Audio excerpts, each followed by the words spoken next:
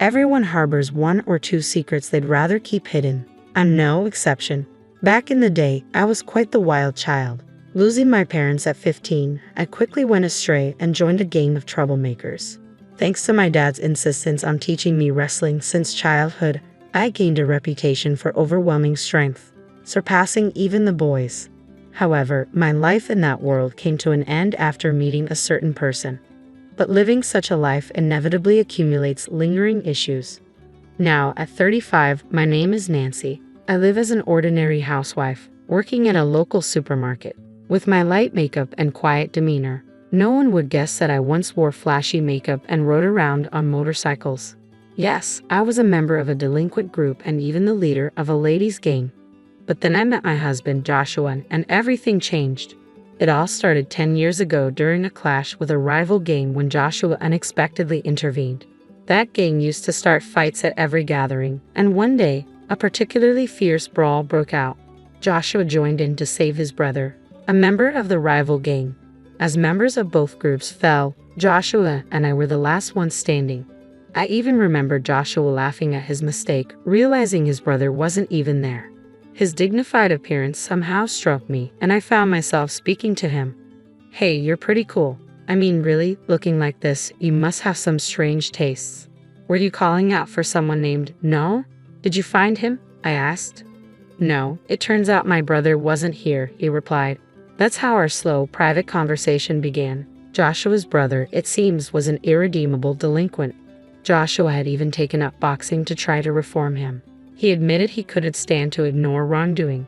Through our conversation, we grew close, and over time, it became clear that we had feelings for each other. But back then, Joshua despised delinquents. Despite our mutual attraction, my involvement in the delinquent world prevented our relationship from progressing. Finally, Joshua said that if I left the gang for good, he'd want to be with me. Tired of the senseless fights, I took the opportunity to leave the group. We started dating and got married 5 years later. The group I was part of disbanded, crushed by a rival faction 2 years after. After marrying Joshua, I underwent a complete transformation, evolving into a calm and graceful woman. However, our peaceful life was recently threatened by a certain neighbor, Joshua's sister, Sonia, and her husband. One morning, as I was seeing Joshua off to work, the doorbell rang. Who could that be? I thought, and I decided to check.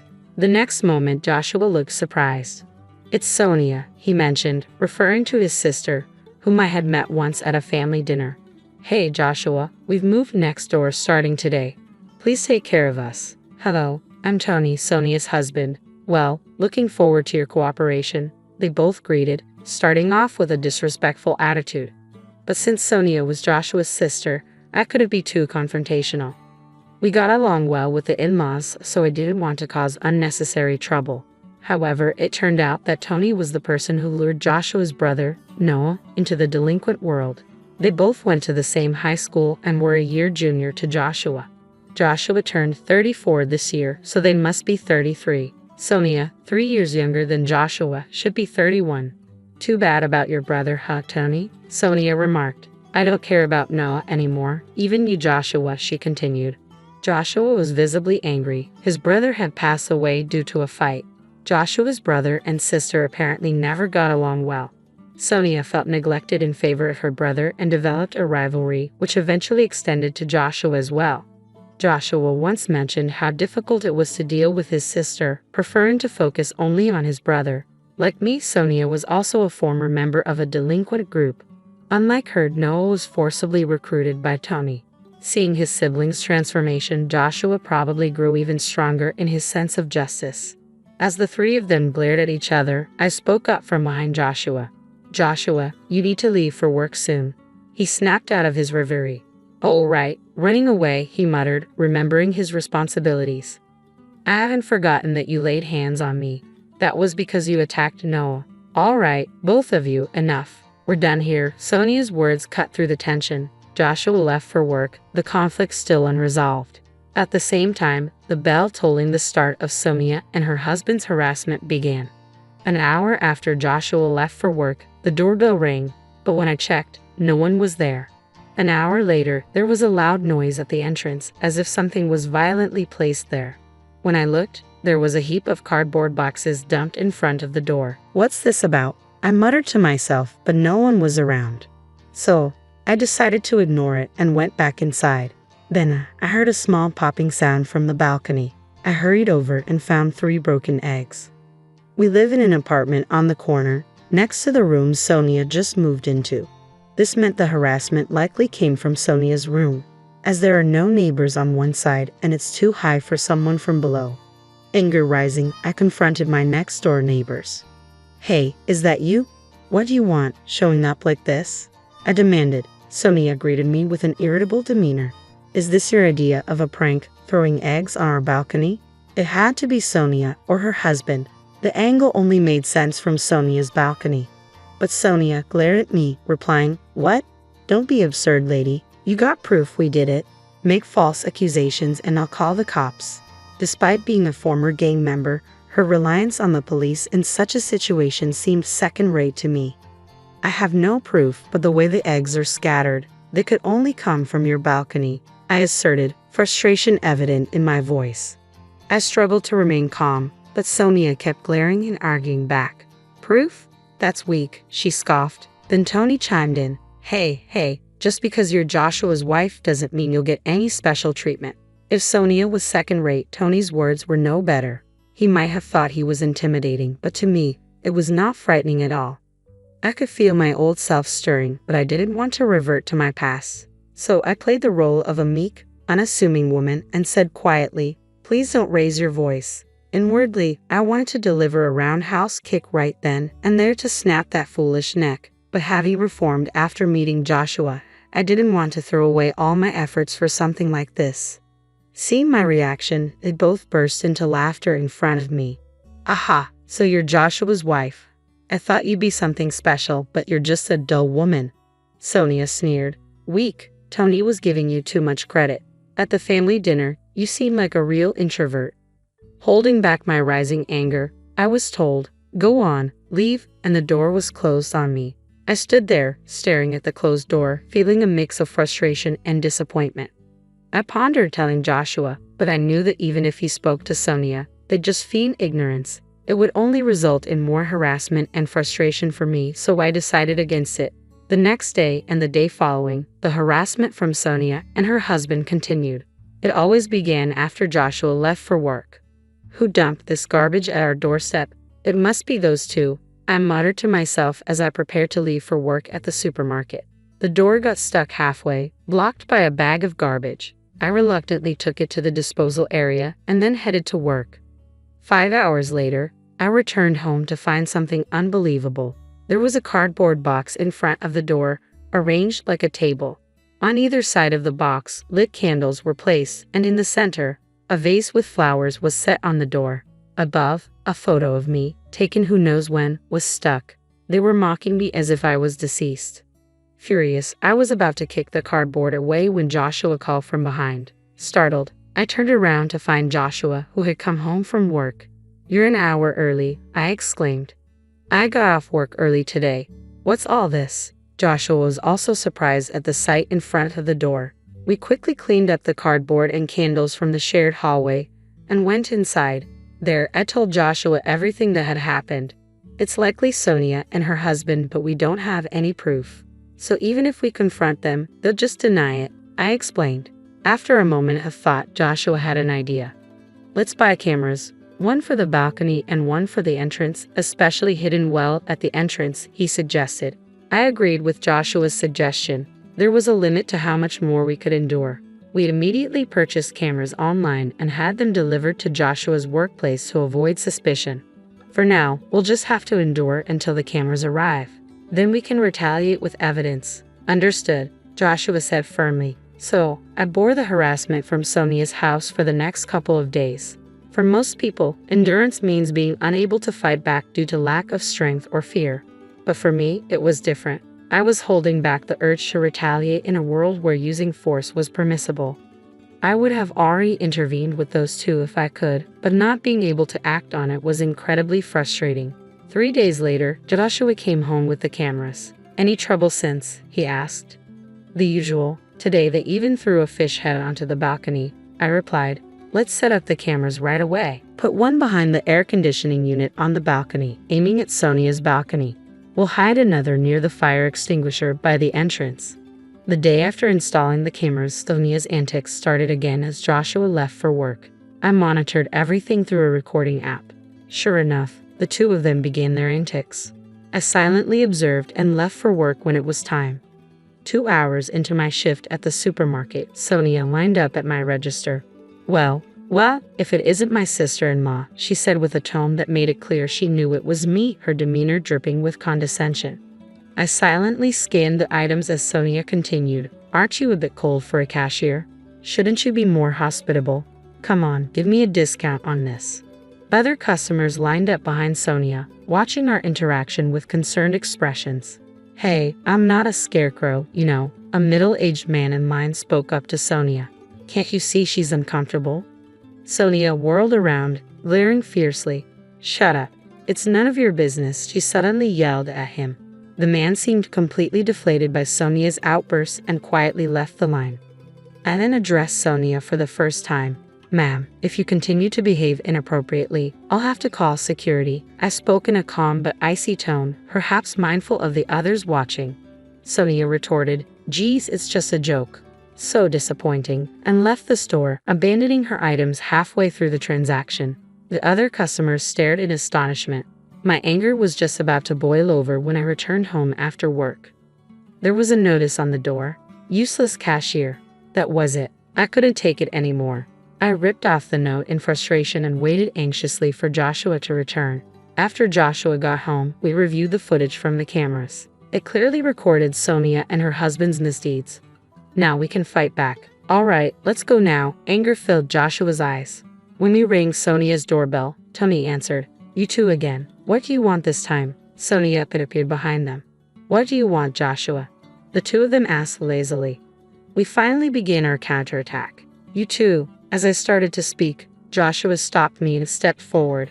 I recounted. Nancy, let me handle this. Sonia and Tony were taken aback as Joshua continued. If you harass us any further, it won't end well for you. Tony retorted. What? You want to fight? Do you even have proof we did anything? Before Tony could finish, Joshua started playing the video saved in the recording app. This is video capturing your wrongdoings. We had to install cameras because your harassment was too much. This silenced the usually talkative pair. Sonia, showing a hint of panic, turned to Tony. Tony, frowning deeply, glared back at us. Damn it, you got us this time. The trouble started from your end, remember? I said with a serious face. Tony retorted, so we settle this with force, huh? Wait there, Joshua. I'm calling someone. Call whoever you want. We'll be ready. Joshua stood firm, undeterred as the situation escalated. Tony desperately pleaded into the phone. William, I need backup now. His tone was completely different from the bravado he showed us, repeatedly begging for help. After hanging up, he turned back to us. Get ready, Willie. The most notorious guy around here is on his way. He smirked at us, convinced of his imminent victory. But relying on someone else's strength showed his true cowardice. Why don't you confront us directly? Joshua challenged. Keep talking. I know your strength well. I called a special guest this time to ensure you both feel real terror.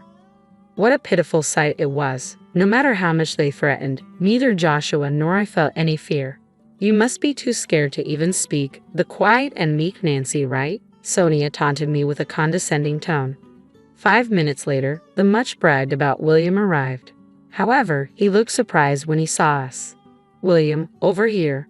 Long time no see, Joshua greeted him. Sonia and Tony were visibly excited, having high expectations of him, but their expectations were quickly shattered.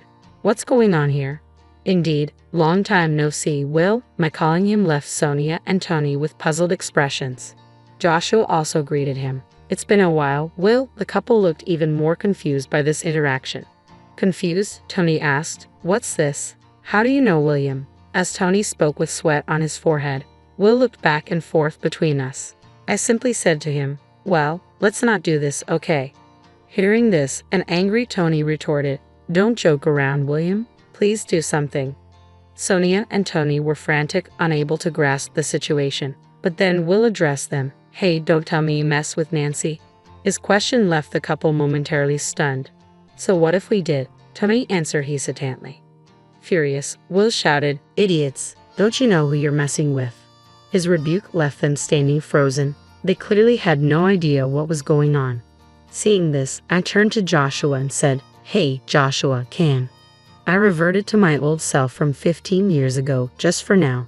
Instead of Joshua, it was Will who turned and responded, "Nancy, please don't. If you do something to them, it might end up more than just an injury." Will cautioned me. "What, you're giving me orders now?" I replied, taken aback. No, I didn't mean it like that," he quickly clarified. Seeing the special guests they called for help, Sonia and Tony were bewildered. "What's happening here?" Their faces turned pale as Will spoke. "Do you two know about BBN?" he asked. "Yeah, it's famous. It stands for Black Butterfly Nancy, right? The nickname of the former leader of a ladies' group," Sonia confirmed. "That's right, and this lady here is Nancy herself," Will revealed. Sonia and Tony were shocked. "No way, really?" They both lost their bravado in an instant. Continuing, Will said, "Back then, I led another delinquent group, but we were decimated by Nancy's group. She could take down 30 people by herself." Sonia and Tony now looked at me fearfully. It made sense. They had been harassing someone who they thought was inferior, only to find out she was the leader of a ladies' group they themselves had once belonged to. "I didn't know Nancy is practically a legend," Sonia admitted. "We joined the group 6 months after you left," Sonia said, indicating that she and Tony had joined the group half a year after I had left. "Will had been scouted by me and stayed in the group even after my departure. And looking after Sonia and Tony as their senior, he left the group just before it was decimated by a rival group. By that time, Tony had taken over as the leader and was the last leader before its downfall. Before you ruined it, it was an invincible group. You can't match Nancy," Tony proclaimed. "How could this? Tony was increasingly cornered and distressed by Will's revelations. "Well, the group that took you down is now the strongest in New York State. But if Nancy was still active, she would still be the strongest," Will remarked. Sonia and Tony collapsed, their spirits broken. Seeing this, Will turned to me and apologized. "Please forgive them for my sake." Watching Will apologize, Sonia and Tony had completely lost their will to fight. They never imagined their call for help would backfire this way. "All right, but you'll have to settle your dues properly," I glared at the two of them. "For 1 month, you'll clean this apartment and our balcony that you dirtied. If you skip even one day, I won't be so forgiving next time." "Okay," Sonia managed to stutter out her agreement, completely intimidated. Tony, unable to speak, just kept nodding frantically. Watching them, Will commented, "No one can really stand up to Nancy." Hearing this, the silent Joshua finally spoke, "But I hate delinquents. If Nancy hadn't reformed, I wouldn't be here." Looking down a bit, Joshua said softly, and I peered up at him. "Don't worry, I won't show that side of me again." Will burst into laughter at this scene, and we all ended up laughing together. Will and Joshua knew each other because the three of us had met after I left the group. We bumped into Will while on a date and had tea together. "Well, now that's settled, why don't you come over for dinner?" I suggested. We three left Sonia and Tony slumped by the entrance and headed to our apartment. Before entering, Joshua added, "Sonia, you're my sister, so I'll let this slide just this once. But there won't be a next time." Watching him, I wondered if he too was hiding the same fighting spirit as us. From that day, the harassment from Sonia and her husband completely stopped. As promised, I continued cleaning our balcony and the common areas of the apartment, but just delinquents doing chores. Other residents sometimes looked at them curiously, but that soon stopped. After a month, Sonia and her husband left the apartment without a word. Even Joshua, their blood relative, didn't know where they went. They probably left feeling awkward about staying in the same place. We had no reason to get involved further and thought they finally made a wise decision. Finally, we had our peaceful life back. Though neighborhood troubles are common, I never thought I'd be directly involved. At least it was resolved amicably. I have a past I'd rather keep hidden. Joshua has kept it secret all this time. I'm not ashamed of all my past, but I have reflected on my mistakes. I just want to cherish my life with Joshua now, and I hope to live without ever showing my true nature to anyone again. That's all I'm thinking about now. Growing up, our house was like a military camp. My father, a college teacher, ran a tight ship. My older sister Sarah was the perfect child, obedient, studious, and always eager to please. Me? I was the wild card, the one who always pushed the boundaries. "Carol, sit up straight," my father would bark during dinner. "A lady doesn't slouch." I'd roll my eyes and straighten my spine, only to slump down again the moment he looked away. It was a constant battle of wills. My mother, though less vocal, was equally strict. She'd purse her lips disapprovingly at my choice of clothes or friends. "What will the neighbors think?" was her constant refrain. Despite the suffocating atmosphere at home, I managed to carve out a bit of freedom for myself. I started dating Jake when I was 16. He was 19, in college, and everything my parents would disapprove of. We kept it secret, stealing moments together whenever we could. Life seemed to be looking up. I had plans to go to college, to finally escape the suffocating grip of my parents' expectations. But fate, it seems, had other plans. It was a few months after my 18th birthday when I started feeling sick in the mornings. At first, I brushed it off as stress from my upcoming exams. But as the days went by, a nagging suspicion began to grow. I still remember standing in the tiny bathroom of a gas station, staring at the little plastic stick in my trembling hands. 2 pink lines. Positive. I was pregnant. I spent the next few days in a daze, trying to figure out what to do. I knew I had to tell Jake, but every time I picked up the phone, my courage failed me. Finally, I couldn't put it off any longer. We met at our usual spot, a small park hidden away from prying eyes. Jake was all smiles when he saw me, but his face fell as soon as he noticed my expression. "Carol, what's wrong?" he asked, reaching for my hand. I pulled away, wrapping my arms around myself. "I'm pregnant," I blurted out. The silence that followed was deafening. Jake's face went through a range of emotions: shock, disbelief, and then, fear. "Are you sure?" he finally managed to say. I nodded, tears welling up in my eyes. I took 3 tests. They were all positive. Jake ran his hands through his hair, his eyes cold. "You need to get rid of it." "An abortion, Carol. It's the only way. We're too young for this. It would ruin both our lives." I couldn't believe what I was hearing. This was Jake, the boy I thought I loved, telling me to abort our child like it was nothing more than an inconvenience. "Get out of my sight," I hissed, turning away from him. He left without another word, leaving me alone with my thoughts and the weight of the decision I now had to make. Telling my parents was even worse. I waited until after dinner, when my father was in his usual spot in the living room, reading the newspaper. My mother was knitting, and Sarah was there too, hovering in the background. "I have something to tell you," I said, my voice shaking. My father lowered his newspaper, eyeing me suspiciously. "What is it, Carol?" I took a deep breath. "I'm pregnant." The explosion that followed was worse than I could have imagined. My father's face turned an alarming shade of red as he yelled about shame and disappointment. My mother burst into tears, wailing about what the neighbors would think. Sarah just stood there, her face a mask of shock and disgust. "You will get an abortion," my father declared once he'd calmed down enough to speak coherently. "We'll find a discreet clinic. No one needs to know about this mistake." Despite my initial reluctance, the constant pressure from my family wore me down. A few days later, I found myself sitting in a sterile doctor's office, my mother and Sarah flanking me like prison guards. The doctor, a kind-faced woman in her 50s, reviewed my charts with a frown. She looked up at me, her eyes full of concern. "Carol, I need to inform you of something important," she said gently.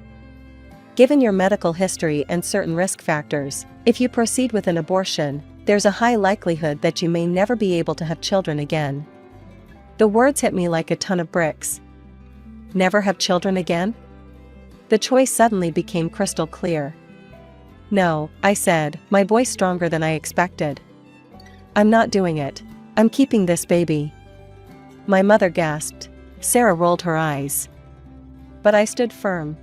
The drive home was tense and silent. As soon as we walked through the door, my father was there, expectant. "Well?" he demanded. "She wouldn't do it," my mother spat. "After everything we've done for her." My father's face contorted with rage. "You ungrateful little," he cut himself off, taking a deep breath. When he spoke again, his voice was cold and final. "Get out," he said. "Pack your things and get out of this house. You're no daughter of mine. I won't have you embarrassing this family with your condition." My mother nodded in agreement, her eyes hard. "You heard your father. Go." Sarah just stood there, silent and judgmental. Tears streaming down my face, I ran to my room and threw some clothes into a bag. As I headed for the door, my father's voice stopped me one last time. "And don't think about coming back. As far as we're concerned, you're dead to us." The door slammed behind me, the sound final and devastating. I was alone, pregnant, and homeless. In desperation, I called the only person I thought might help, my Aunt Linda. She and Uncle Bob had always been the black sheep of the family, living in another state and rarely speaking to my parents. "Carol? What's wrong, sweetie?" Aunt Linda's voice was warm and concerned. Through tears, I explained everything. There was a long pause after I finished. "Where are you now?" she finally asked. "Outside our house. They kicked me out." Another pause. "Stay right there. We're coming to get you." The drive to Aunt Linda and Uncle Bob's house was long, but it gave me time to process everything that had happened. Their house was modest but welcoming. As soon as we arrived, Aunt Linda went into full mother hen mode, fussing over me and insisting I eat something. Uncle Bob carried my bag to the spare room, which would now be my room. "It's not much," he said, setting the bag down, "but it's yours for as long as you need it." I looked around the small, cozy room and felt a lump in my throat. "It's perfect," I whispered. The next few weeks were a whirlwind of doctor's appointments, discussions about my future, and adjusting to my new life. "We've been thinking," Aunt Linda said one evening over dinner.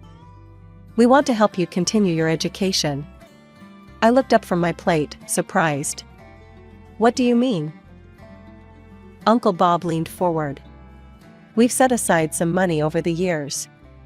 We never had kids of our own, so we thought we'd use it to help you go to college." I was speechless. After everything that had happened, the idea of still being able to pursue my dreams seemed impossible. I don't know what to say." "Say yes," Aunt Linda smiled. "We believe in you, Carol. This baby doesn't have to mean the end of your dreams." And so, with their support, I enrolled in a local community college, majoring in business management. It wasn't easy, balancing classes with doctor's appointments and the increasing discomfort of pregnancy, but I was determined to make it work. I also found a job as a waitress at a local restaurant. The owner, a kind woman named Maria, was understanding about my situation and flexible with my hours. It wasn't much, but it allowed me to start saving for the baby and contribute a little to Aunt Linda and Uncle Bob's household. The day my son was born was the most terrifying and beautiful day of my life. After hours of labor, I held him in my arms, marveling at his tiny fingers and toes. Aunt Linda and Uncle Bob were there, beaming with pride like grandparents. "What are you going to name him?" Aunt Linda asked softly. I looked down at my son's face, so peaceful in sleep. "Daniel," I said. "It means God is my judge. Because no matter what anyone else thinks, I know I made the right choice." As I settled into motherhood, juggling a newborn with college classes and work, I often thought about my parents and Sarah. Had they heard about Daniel? Did they ever regret their decision? But I pushed those thoughts aside. I had a new family now, one that accepted me and loved me unconditionally. One day, as I was scrolling through social media during a rare moment of downtime, a post caught my eye. It was from Sarah. My heart skipped a beat as I read it. "Excited to announce that Jake and I are engaged. Can't wait to start our life together." The photo showed Sarah, beaming, her arm around Jake, the same Jake who had abandoned me and our child. They looked happy, carefree, like nothing had ever happened. I felt a surge of emotions, anger, hurt, betrayal. But as I looked over at Daniel, peacefully playing in his crib, I realized something. I didn't need their approval. I didn't need their love. I had everything I needed right here. The years flew by in a blur of diapers, textbooks, and late-night study sessions. My last semester was particularly challenging.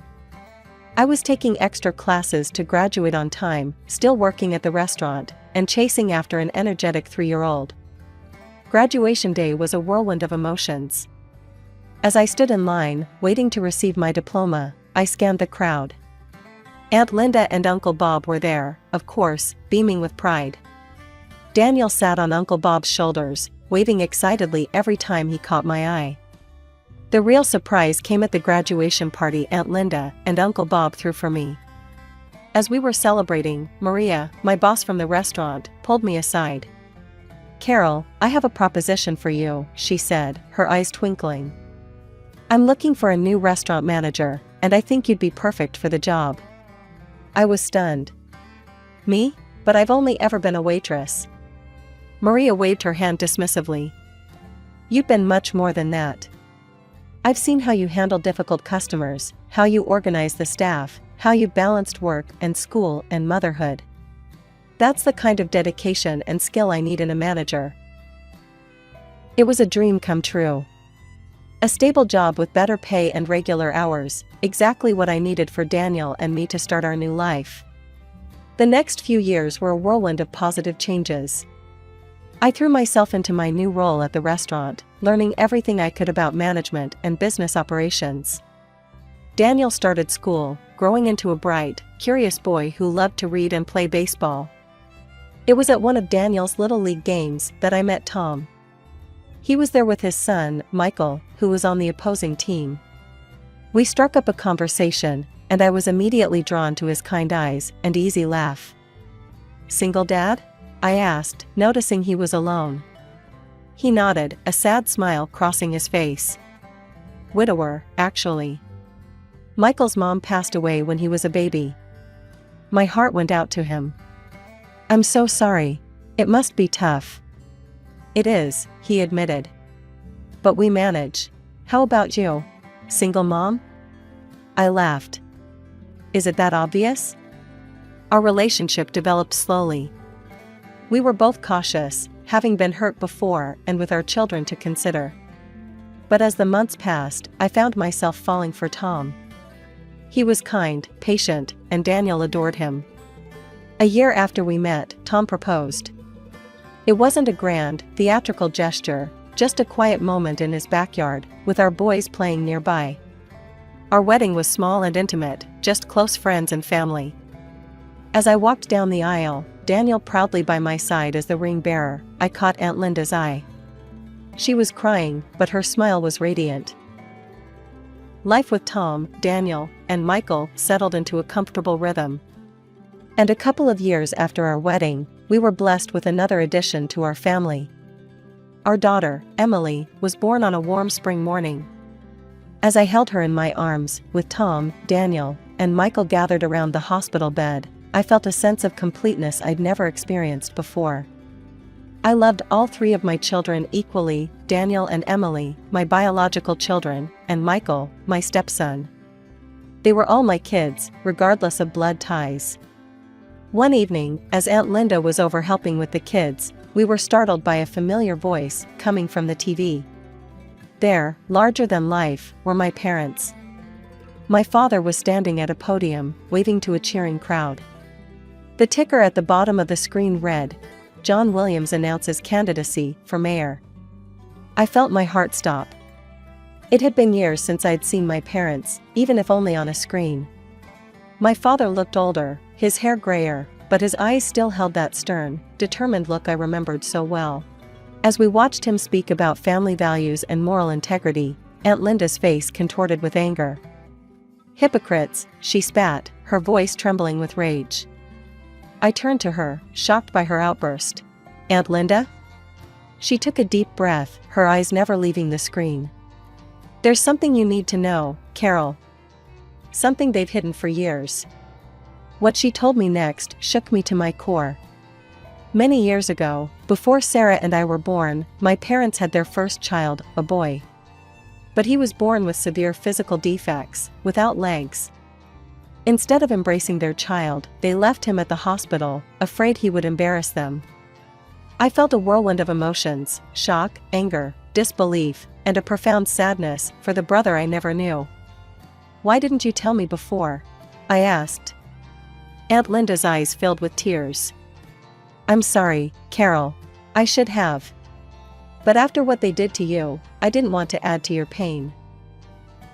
That night, after the kids were in bed, I made a decision. I needed to find my brother. With Tom's support, I hired a private investigator. Weeks passed, and finally, we got a lead. My brother was alive, and against all odds, he had thrived. He was a successful writer, married with children of his own. He had been adopted by a wealthy family who had given him every opportunity to succeed in life. Meeting him for the first time was surreal. Despite his physical differences, I could see echoes of my own features in his face. His name was James, and he greeted me with a warm smile and open arms. "I always knew I had a biological family out there somewhere," he said, his voice gentle. "I just never expected to find a sister." Over the next few months, James and I grew close. I introduced him to my family, and he welcomed us into his. His wife, Sarah, a coincidence that made me laugh, and their 2 children became a part of our extended family. 20 years had passed since that fateful day when my parents kicked me out of their house. Life had moved on, bringing its share of joys and sorrows. My eldest, Daniel, was now 19 and had just started college on a baseball scholarship. I couldn't have been prouder of the young man he'd become. One lazy Sunday afternoon, as I was scrolling through news articles on my tablet, a familiar face caught my eye.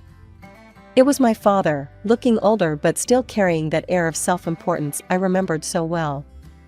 The headline read, "Mayor John Williams discusses family values in exclusive interview." Curiosity got the better of me, and I clicked on the video.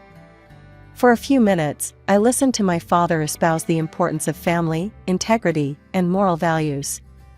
And then, the interviewer asked about his children. My father's face softened into what I recognized as his public sympathy look.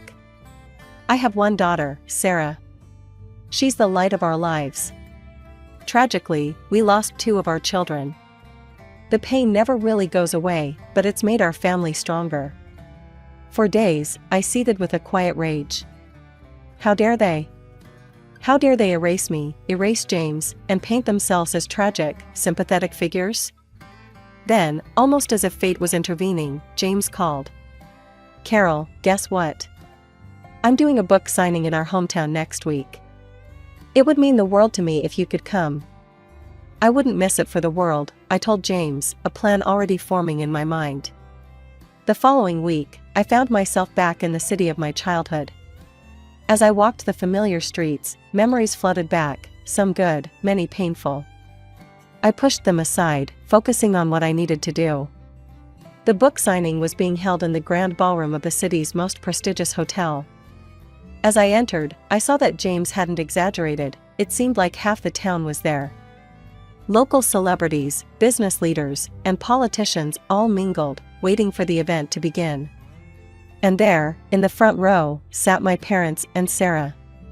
My father, now the mayor, looked every inch the distinguished politician. My mother, elegantly dressed, smiled and nodded at acquaintances. Sarah was sitting next to them. They hadn't seen me yet. I took a seat near the back, my heart pounding so loudly I was sure everyone could hear it. James rolled onto the stage in a wheelchair, to enthusiastic applause. He looked confident, at ease in the spotlight. As he began to speak about his book and his life, I saw my parents nodding sympathetically. "I was born with a severe physical disability," James was saying. "No legs, and other health issues. My biological parents abandoned me at the hospital, unable or unwilling to care for a child with my needs." I watched my father's face carefully. He showed no sign of recognition, no hint of shame. Just the carefully crafted mask of a politician expressing appropriate concern for a constituent's sad story. James continued. I was fortunate. I was adopted by a wonderful family who gave me every opportunity to succeed. But I always wondered about my birth family. Who were they? Why did they give me up? The room was silent, all eyes fixed on James as he continued his story. I stood to the side, my heart racing, waiting for the moment that would change everything. Then, James smiled, his eyes twinkling with a mix of mischief and determination. But that's not the end of our story, he said. You see, I found my family. My sister, Carol, is here with us today. He turned towards me, extending his hand. Carol, would you join me on stage? A collective gasp rippled through the audience as I stepped into the spotlight. I saw recognition dawn on many faces. After all, I had grown up in this town. But the most striking reactions came from the front row. My parents' faces drained of color, their expressions a mixture of shock, fear, and dawning comprehension. Sarah, my sister, looked like she'd seen a ghost. They knew their carefully constructed facade was about to crumble. My parents stood abruptly, clearly intending to make a hasty exit. But I wasn't about to let them escape the truth again. Mom, Dad, please stay, I called out, my voice echoing through the now silent room. I think it's time we had an honest conversation, don't you? They froze, trapped by the eyes of the entire audience. Slowly, reluctantly, they sank back into their seats. I took a deep breath. Many of you knew me growing up. You knew my family. But there's a lot you didn't know. A lot that's been hidden for far too long. And then, I told them everything. How my parents had abandoned James at the hospital, ashamed of his physical differences. How they'd hidden his existence, building their reputation on a foundation of lies. And then, history repeated itself, I continued, my voice growing stronger. When I got pregnant at 18, they didn't offer support or understanding. They demanded I have an abortion, ignoring the doctors who said it could leave me infertile. And when I refused, they kicked me out. Their own daughter, pregnant and alone, thrown away to protect their precious reputation. Gasps and murmurs rippled through the crowd. I saw looks of disgust directed at my parents, who seemed to shrink in their seats. For years, I've heard them talk about family values and morality, I said, my voice thick with emotion. But their actions tell a different story. They abandoned 2 of their children when we needed them most. They erased us from their lives to maintain their perfect image. The room erupted into chaos. People were shouting, some at my parents, others at each other. Journalists who had come to cover a simple book signing were now frantically taking notes or speaking rapidly into their phones. In the midst of the uproar, I locked eyes with my father. The man who had loomed so large in my childhood now looked small, defeated. My mother was openly weeping, while Sarah sat frozen, her face a mask of shock and confusion. In the days that followed, the story exploded. It was all over the local news, then national. My father's political career evaporated overnight. The man who had preached about integrity and family values was exposed as a hypocrite of the highest order. His position as mayor became untenable. He resigned within a week, citing personal reasons. But everyone knew the truth. The college where he had taught quickly distanced themselves, terminating his position. Amidst all the chaos, one thing became clear, my sister Sarah had made her choice. She stood firmly by our parents, refusing to acknowledge the truth of what they had done. You've ruined everything, she hissed during a brief phone call. Don't contact me again. You're dead to me, just like you're dead to Mom and Dad. But life has a way of throwing curveballs when you least expect them. A few days later, I received a call from a number I hadn't seen in over 20 years. It was Jake, Sarah's husband, and the father of my eldest son. Carol? His voice was hesitant, almost sheepish. I've been thinking about us. About what happened. Sarah and we can't have children. And I thought, maybe. We have a son together. We could be a family. I couldn't help but laugh. Jake, you made your choice 20 years ago. You abandoned me when I was pregnant with your child. You married my sister. And now, just because you can't have children with her, you think you can come back to me? No, that's not how this works. But Carol. No, Jake. I have a wonderful husband and a beautiful family. I don't need you, and I certainly don't want you. Goodbye. I hung up, feeling a sense of closure I hadn't realized I needed. However, the surprises weren't over. The next day, I received another unexpected call. This time, it was from Jake's parents. Carol, a tentative voice asked. This is Martha, Jake's mother. We just found out about Daniel. Is it true? Do we have a grandson? The conversation that followed was emotional and eye-opening. It turned out that Jake and my parents had told them I'd had an abortion and run away from home. They'd spent years believing their grandchild never existed. We'd like to meet him, Martha said, her voice trembling. If that's okay with you, of course. We understand if you don't want us in your lives. I thought about it for a moment. These people weren't responsible for Jake's actions or my parents' lies. They were victims of the deception too. Okay, I said finally. I'll talk to Daniel and see if he's open to meeting you. The meeting between Daniel and his paternal grandparents went surprisingly well. There were tears, hugs, and a lot of catching up to do. Daniel, always compassionate, welcomed them with open arms. In the months that followed, life settled into a new normal. James and his family became regular fixtures in our lives, filling our home with laughter and love. Aunt Linda and Uncle Bob doted on all the grandchildren, biological or not. As for my parents and Sarah, I heard snippets of news now and then. They'd moved away, trying to escape the scandal. Part of me felt sorry for them, but I knew I'd done the right thing in telling the truth. You know how sometimes one little thing can change everything? Well, that's exactly what happened to me, Alice, just 2 weeks before my engagement party. I'm 27, and I was over the moon about marrying Tom, my boyfriend of 3 years. We'd been planning this shindig for months, and everything was falling into place. Then, bam, my mom called. Alice, cancel the engagement party, she barked into the phone. I nearly dropped my cell. What? Mom, are you kidding me? No jokes here. Emily just got promoted, and we're celebrating on your engagement day.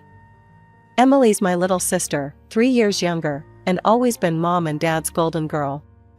But this? This was a whole new level of crazy.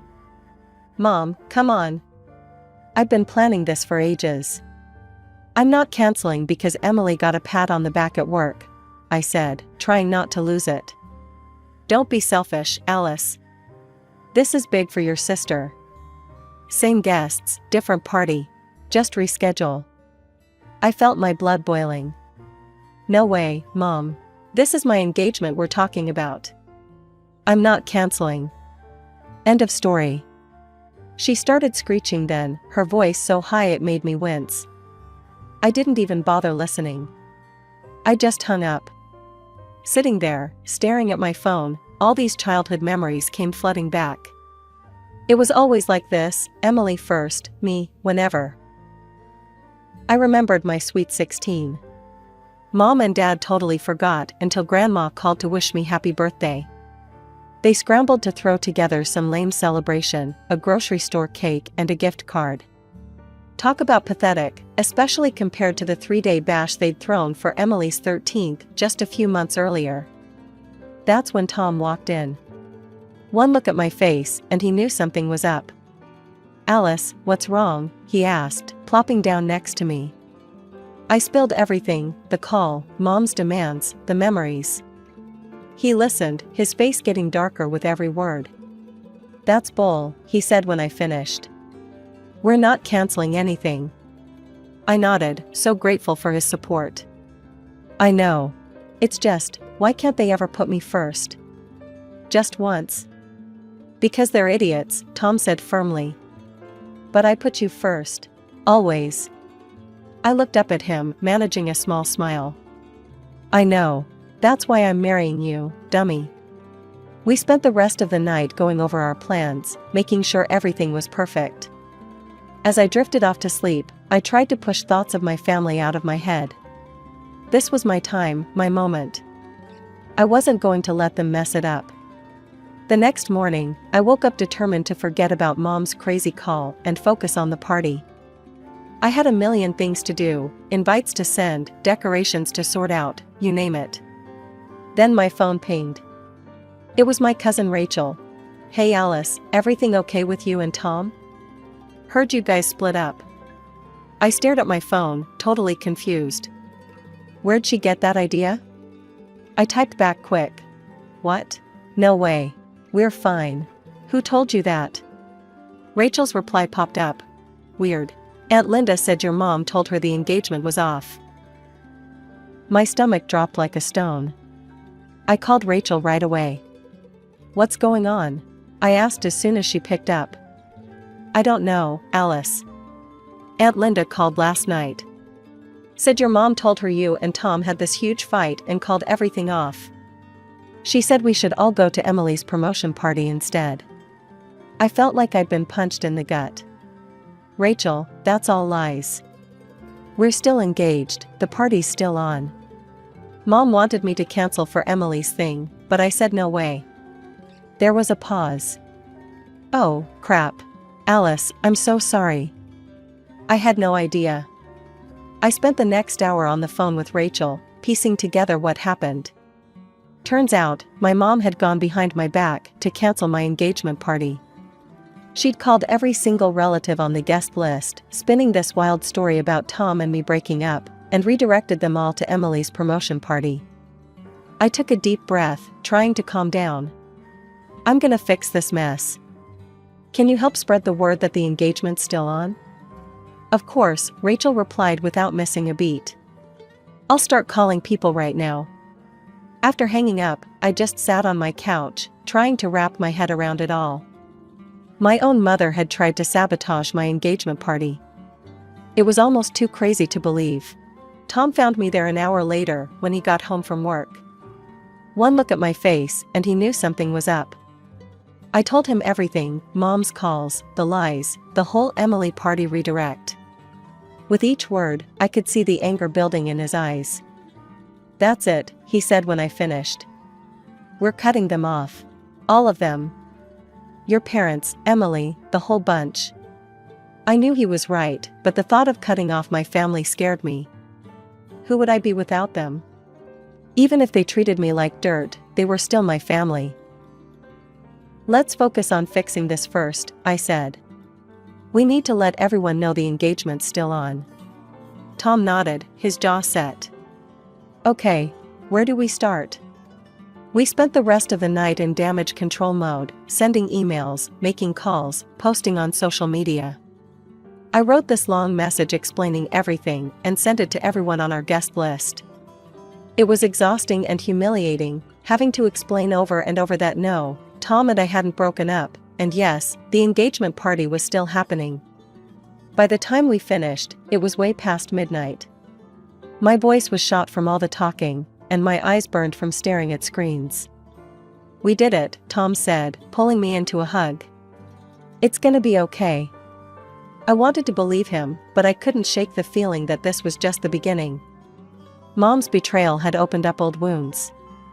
All the times I'd been overlooked, all the times Emily had been the favorite, it all came rushing back.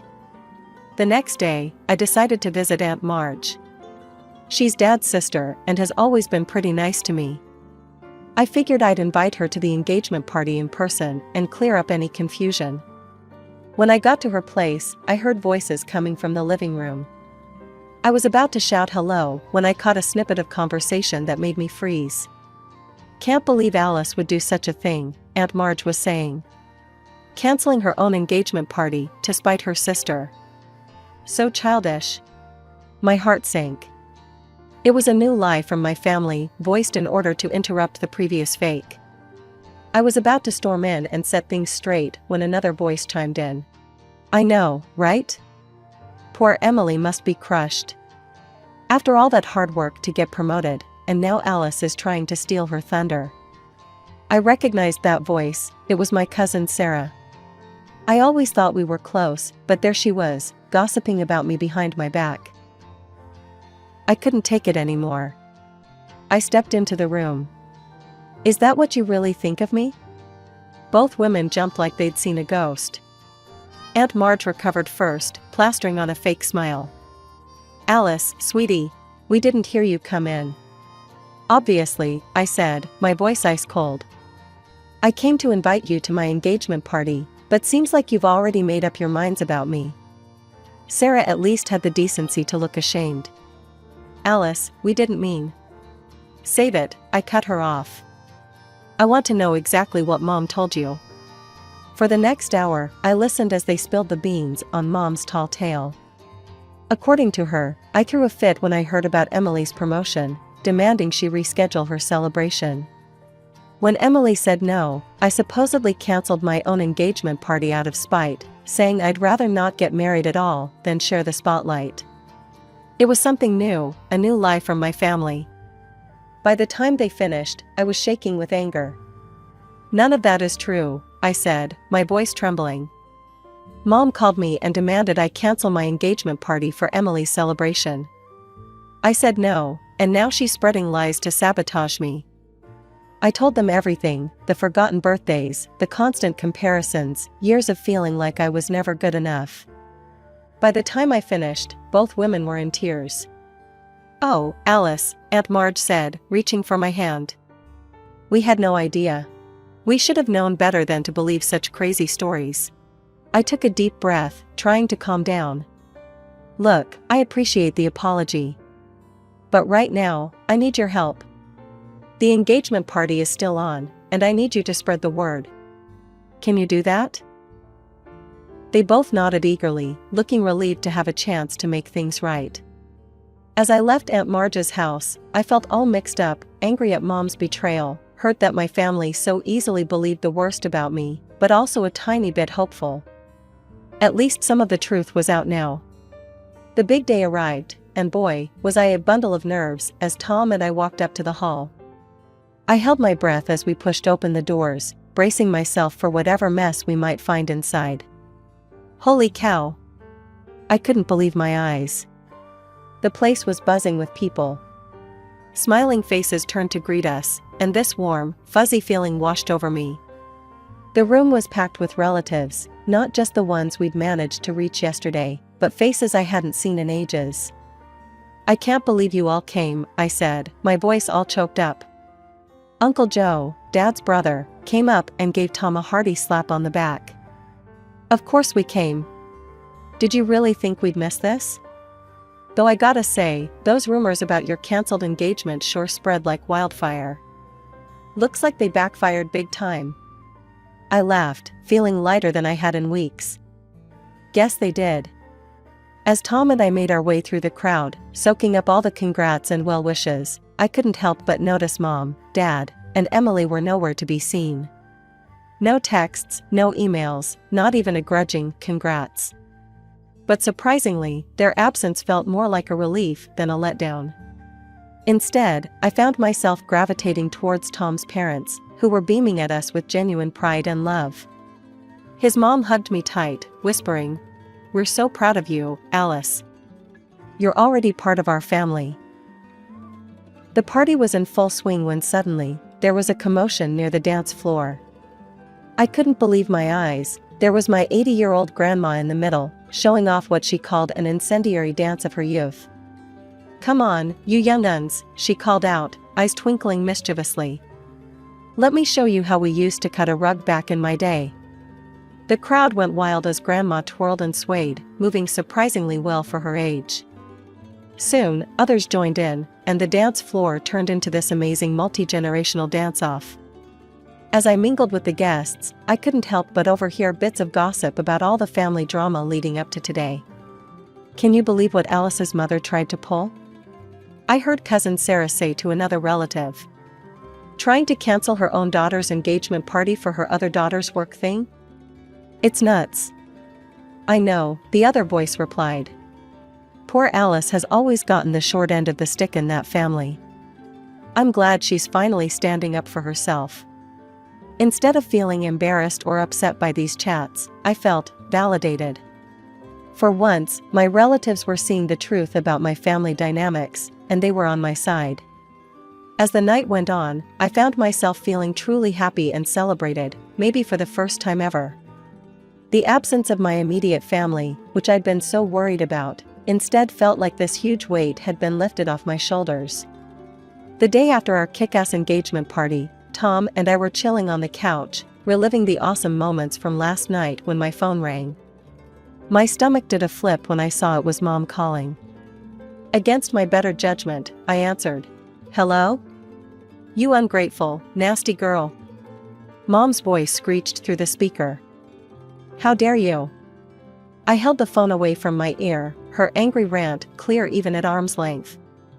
Tom looked at me, worried, but I shook my head, signaling I'd handle it. "Mom, what?" "Don't you mom me," she cut me off. "You've humiliated your sister." Only 3 people showed up to her party. 3. And they were just those nosy old aunts who'd show up to the opening of an envelope. I took a deep breath, trying to keep my cool. "I'm sorry you're disappointed, but..." "Disappointed?" "Emily is crushed. She cried all night. This was supposed to be her moment, and you ruined it with your selfishness." I felt my patience wearing thin. "Mom, I'd been planning my engagement party for months. Emily's promotion party was a last-minute thing, and she knew it clashed with my engagement. That's no excuse. Family comes first, Alice. But clearly, you wouldn't know anything about that." Before I could respond, she hung up on me. Immediately after the call, my phone buzzed with a text. It was from Emily. "Hope you're happy. You've ruined everything. I'll make you pay for this humiliation." I showed the message to Tom, who frowned. She can't be serious. The next 2 weeks were quiet, and I started to think maybe the storm had blown over. But then, one afternoon, there was a surprise knock at our door. I opened it to find Tom's parents standing there, looking worried. "Mr. and Mrs. Thompson, what a surprise. Is everything okay?" They exchanged a glance before Mrs. Thompson spoke. "Alice, dear, can we come in? We need to talk to you about something." My heart sank as I showed them to the living room. Once we were all seated, Mr. Thompson cleared his throat. "Alice, we've heard some troubling rumors. There's been talk that you've been cheating on Tom." I felt like I'd been slapped. "What? That's ridiculous. I would never." "We know, dear," Mrs. Thompson interrupted gently. "We've known you for years. We don't believe it for a second." Relief washed over me, quickly followed by anger as I realized where these rumors probably came from. "It's my sister," I said, my voice shaking a bit. "She threatened to get back at me for ruining her promotion party. She must be spreading these lies." Mr. Thompson nodded grimly. "We figured as much. We wanted to come to you directly rather than let these rumors spread."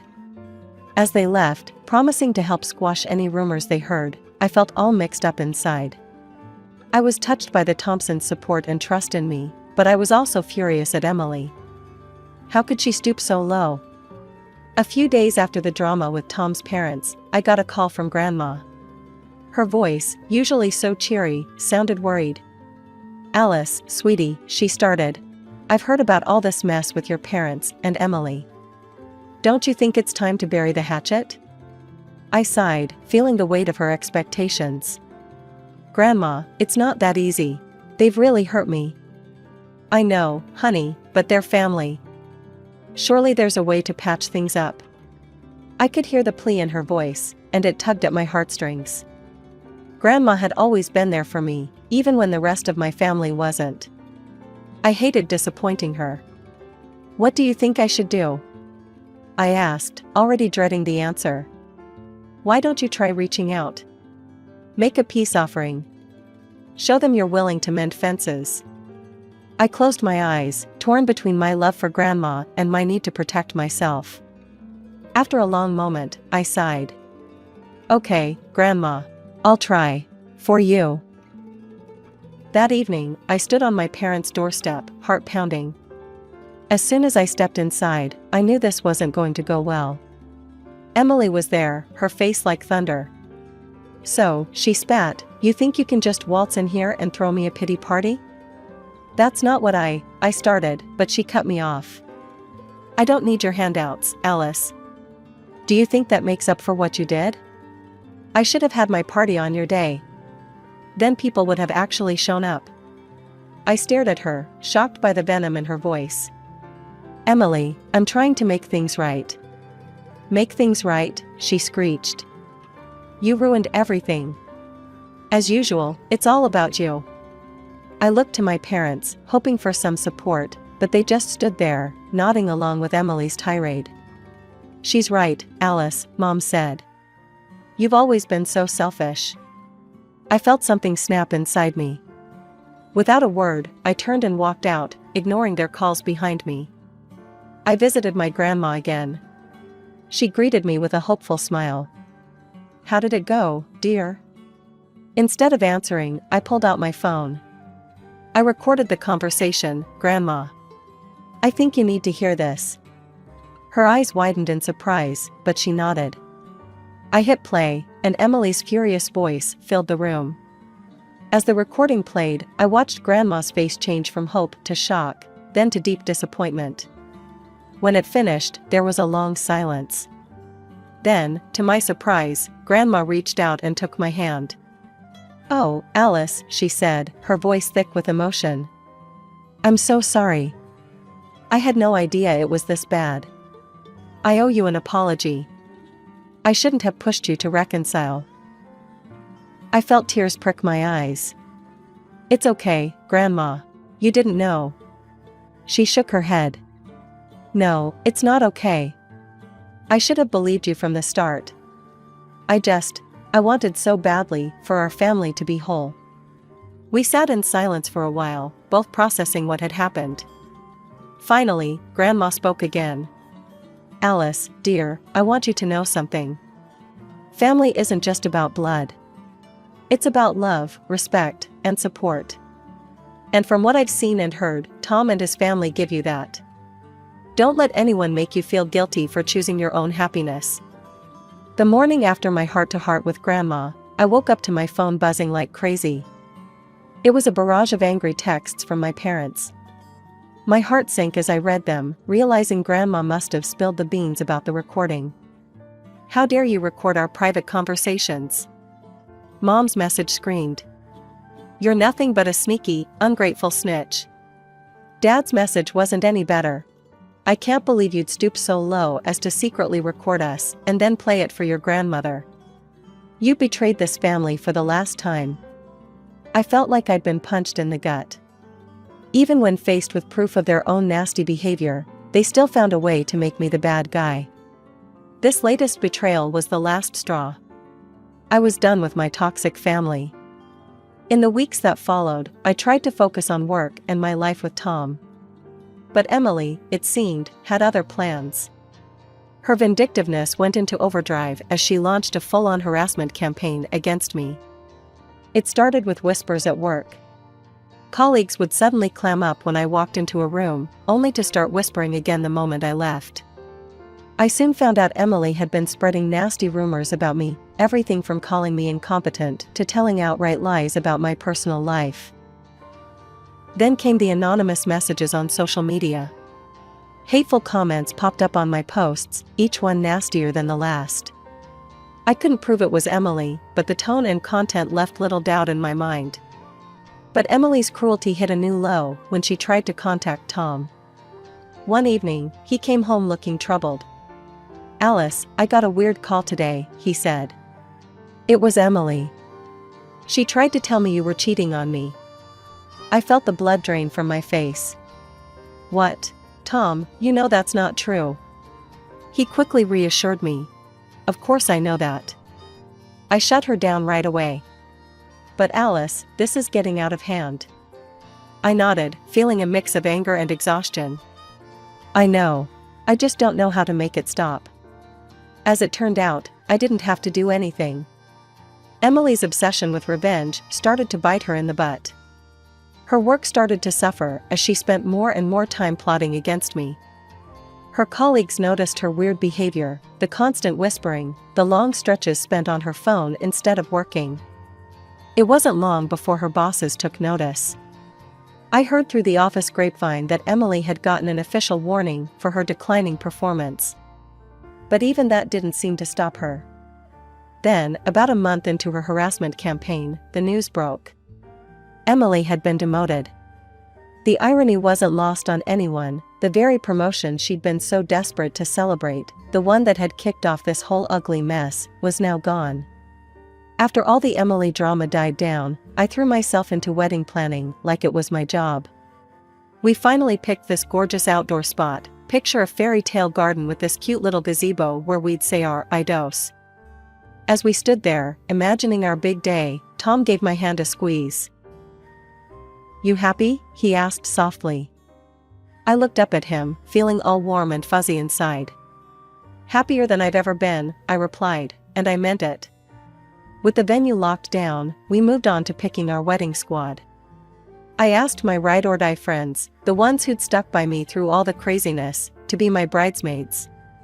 They all said yes, which was awesome. Then came the invite list. I sat at our dining table, addressing envelopes to all the relatives and friends who'd had our backs during the past few crazy months. As I wrote each name, I felt this wave of gratitude for these people who'd shown me what real family was all about. But when I got to the bottom of my list, I paused. There were 3 names I hadn't written: Mom, Dad, and Emily. I stared at those blank spaces, feeling all kinds of emotions swirling inside me. Tom found me there, staring at the paper. "You okay?" he asked, putting a comforting hand on my shoulder. I looked up at him, tears in my eyes. "I don't think I can invite them, Tom. After everything that's happened." He nodded, understanding. "It's your call, Alice. Whatever you decide, I've got your back." I took a deep breath, then put down the pen. "No," I said, my voice stronger than I expected. "They don't deserve to be there. This day is about celebrating love and support, and that's not something they've shown me." As I said the words, I felt like this huge weight lifted off my shoulders. It was a bittersweet moment, realizing that cutting ties with my toxic family was the right move for my future. Yeah, there was sadness, but also this overwhelming sense of relief.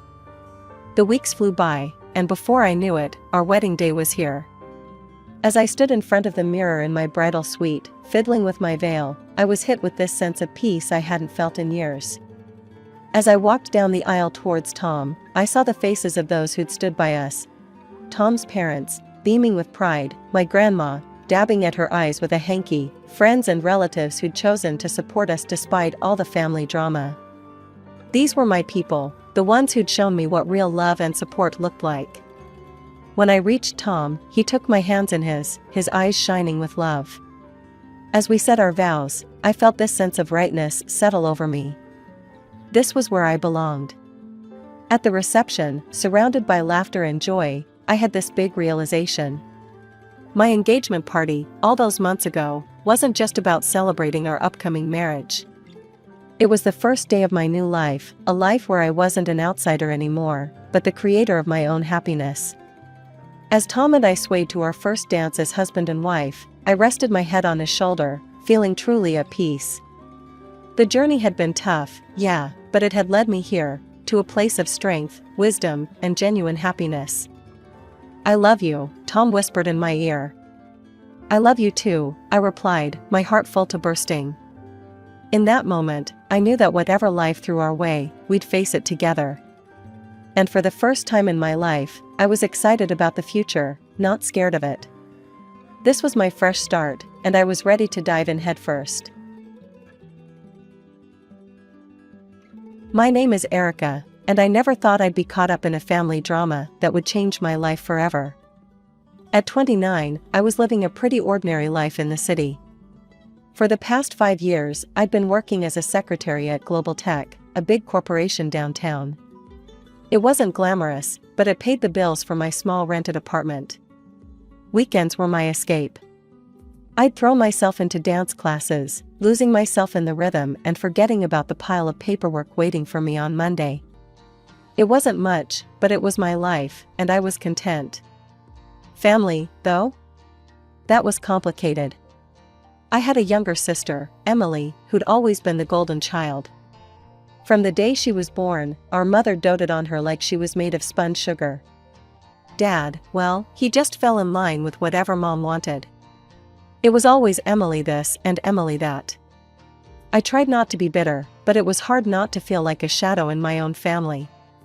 As years went by, the distance between us grew. Phone calls became less frequent, visits even more so. I'd see pictures on social media of family gatherings I wasn't invited to, Emily always front and center, beaming with our parents. It stung, but I told myself I was better off focusing on my own life. That's why I nearly dropped my phone when Mom's number flashed on my screen one Tuesday evening. I hesitated before answering, bracing myself for whatever drama might be on the other end. "Erica, it's your mother," her voice crackled through the speaker. "Hi, Mom," I replied, trying to keep my tone neutral. "Is everything okay?" "Your father wants to see you," she said, cutting straight to the chase. "Can you come to the house this weekend?" "Saturday at 2 p.m. Don't be late." And with that, she hung up. I stared at my phone, a mix of emotions swirling inside me. What could be so important that Dad wanted to see me after all this time? Part of me wanted to ignore the invitation, to protect myself from inevitable disappointment. But curiosity won out. I'd go, if only to find out what was going on. As I stood outside my parents' expensive home that Saturday, I took a deep breath. The house looked the same as always, a monument to my parents' success and a reminder of the life I'd never quite fit into. I rang the doorbell, half expecting no one to answer, half hoping no one would. The door swung open, and there stood my mother, her face a mask of polite indifference. "You're here," she said, stepping aside to let me in. "Everyone's in the living room." Seated in the plush living room were my father, looking pale and drawn, my sister Emily, and her husband, James. The atmosphere was tense, thick with unspoken words and hidden agendas. I perched on the edge of an armchair, feeling like an outsider in my own family home. Up close, I could see how ill Dad looked. His skin was pale, almost translucent, and his eyes seemed sunken. A chill ran down my spine as I realized this wasn't just a casual family gathering. "I've got something to tell you all," Dad continued, his gaze sweeping across the room. I'm terminally ill. The doctors say I don't have much time left." The words hit me like a physical blow. I gasped, tears springing to my eyes. Despite our strained relationship, I loved my father. The thought of losing him was unbearable. "Daddy," I choked out, reaching for his hand. He squeezed mine weakly, a sad smile on his face. Emily let out a dramatic sob, burying her face in her husband's shoulder. Mom sat stone-faced, her lips pressed into a thin line. I wondered how long they'd known, how long they'd kept this from me. "There's more," Dad said, his voice growing stronger. "I've made some decisions about my will." The room fell silent. Even Emily's sobs quieted as everyone leaned in, listening intently. "Mary," Dad said, looking at Mom, "you'll get the apartment in the city." Mom nodded curtly, as if this was expected. "Emily, the house will be yours." My sister's eyes lit up, a smile breaking through her tears. Then Dad turned to me, and I saw a determination in his eyes I'd never seen before. "Erica, I've decided to leave you my savings. All of it. $800,000. For a moment, I couldn't breathe.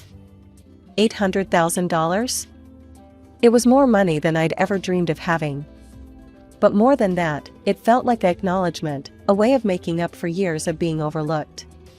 The silence that followed was deafening. Then, all hell broke loose. Emily jumped to her feet, her face contorted with rage. "Dad, that's not fair. Eric is barely even part of this family anymore." "She doesn't deserve it," Mom hissed, glaring at me as if I'd somehow orchestrated this. John, you need to exclude her from the will. Now. I sat there, stunned, as my mother and sister railed against me. And then Dad slammed his fist on the coffee table, the sound echoing through the room. Enough, he roared, his face flushed with anger. This is my decision, and I won't change it. Turning to Mom, his eyes blazing, he continued. I've been under your influence for far too long, Mary. I've neglected Erica because of you, and it ends now. The room fell silent once more. I stared at my father, seeing him in a new light. For the first time in my life, he was standing up for me. Dad turned to me then, his anger melting into sorrow. Erica, can you ever forgive me? I've been a terrible father to you. Tears streaming down my face, I moved to him, wrapping my arms around his frail frame. I forgive you, Dad, I whispered. I love you. We held each other for a long moment, years of hurt and misunderstanding flowing away. When we finally separated, Dad looked exhausted. I need to rest now, he said, slowly getting to his feet. Erica, thank you for coming. As Dad left the room, the atmosphere shifted palpably. Mom stepped forward, her face a mask of barely contained fury. Listen here, Erica. You need to do the right thing and give up your share of the inheritance. No, I said, my voice stronger than I felt. I won't give it up. Dad wants me to have it, and I'm respecting his wishes. Emily's face contorted with rage. She stepped closer, her finger jabbing at my chest. You'll regret this, Erica. Mark my words. Over the next 2 weeks, my phone buzzed constantly with messages from Mom and Emily. Each one demanded I give up the inheritance, their tone growing increasingly hostile and threatening. I ignored them all, focusing on work and my dance classes, trying to find some semblance of normalcy. Then, on a gray Tuesday morning, I got the call I'd been dreading. Dad had passed away in his sleep. The funeral was a blur of black clothes and somber faces. Mom and Emily put on a show of grief, wailing dramatically and clutching each other. I noticed Emily wearing an obscenely expensive necklace and bracelet set, the diamonds catching the light as she dabbed at her dry eyes. After the service, we gathered at the house. I watched in disgust as Emily made a show of removing her jewelry, tucking it into her purse with exaggerated care. As the last of the guests trickled out, I gathered my things, eager to escape. That's when all hell broke loose. My jewelry, Emily shrieked, her hands flying to her face in mock horror. It's gone. Someone's stolen it.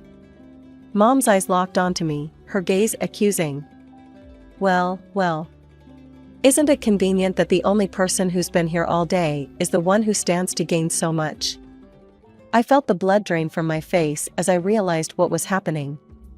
They were setting me up. You can't be serious, I sputtered. I didn't take anything. Emily's husband stepped forward, his voice oozing false concern. Then you won't mind showing us what's in your purse, right, Erica? I clutched my bag tighter, my mind racing. I knew I was innocent, but something told me that wouldn't matter if I opened my purse. No, I said firmly. I don't have to prove anything to you. Emily's husband pulled out his phone. Then you leave me no choice. I'm calling the police. As he dialed, I saw a triumphant smirk flash across Emily's face. In that moment, I realized just how far they were willing to go to get what they wanted. I stood frozen, my heart pounding, as 2 officers entered the house. Emily immediately launched into a tearful account of her stolen jewelry, painting herself as the grieving daughter, victimized on the day of her father's funeral. Officers, Emily's husband said, his voice dripping with false concern. We have reason to believe Erica may have taken the jewelry. She's refusing to show us the contents of her purse. The older of the 2 officers turned to me, his face impassive. Ma'am, would you mind opening your purse for us? I felt trapped, knowing that whatever happened next would not end well for me. With shaking hands, I opened my purse. The officer looked inside, and his expression hardened. Ma'am, I'm going to have to ask you to come with us, he said, reaching into my purse and pulling out Emily's necklace and bracelet.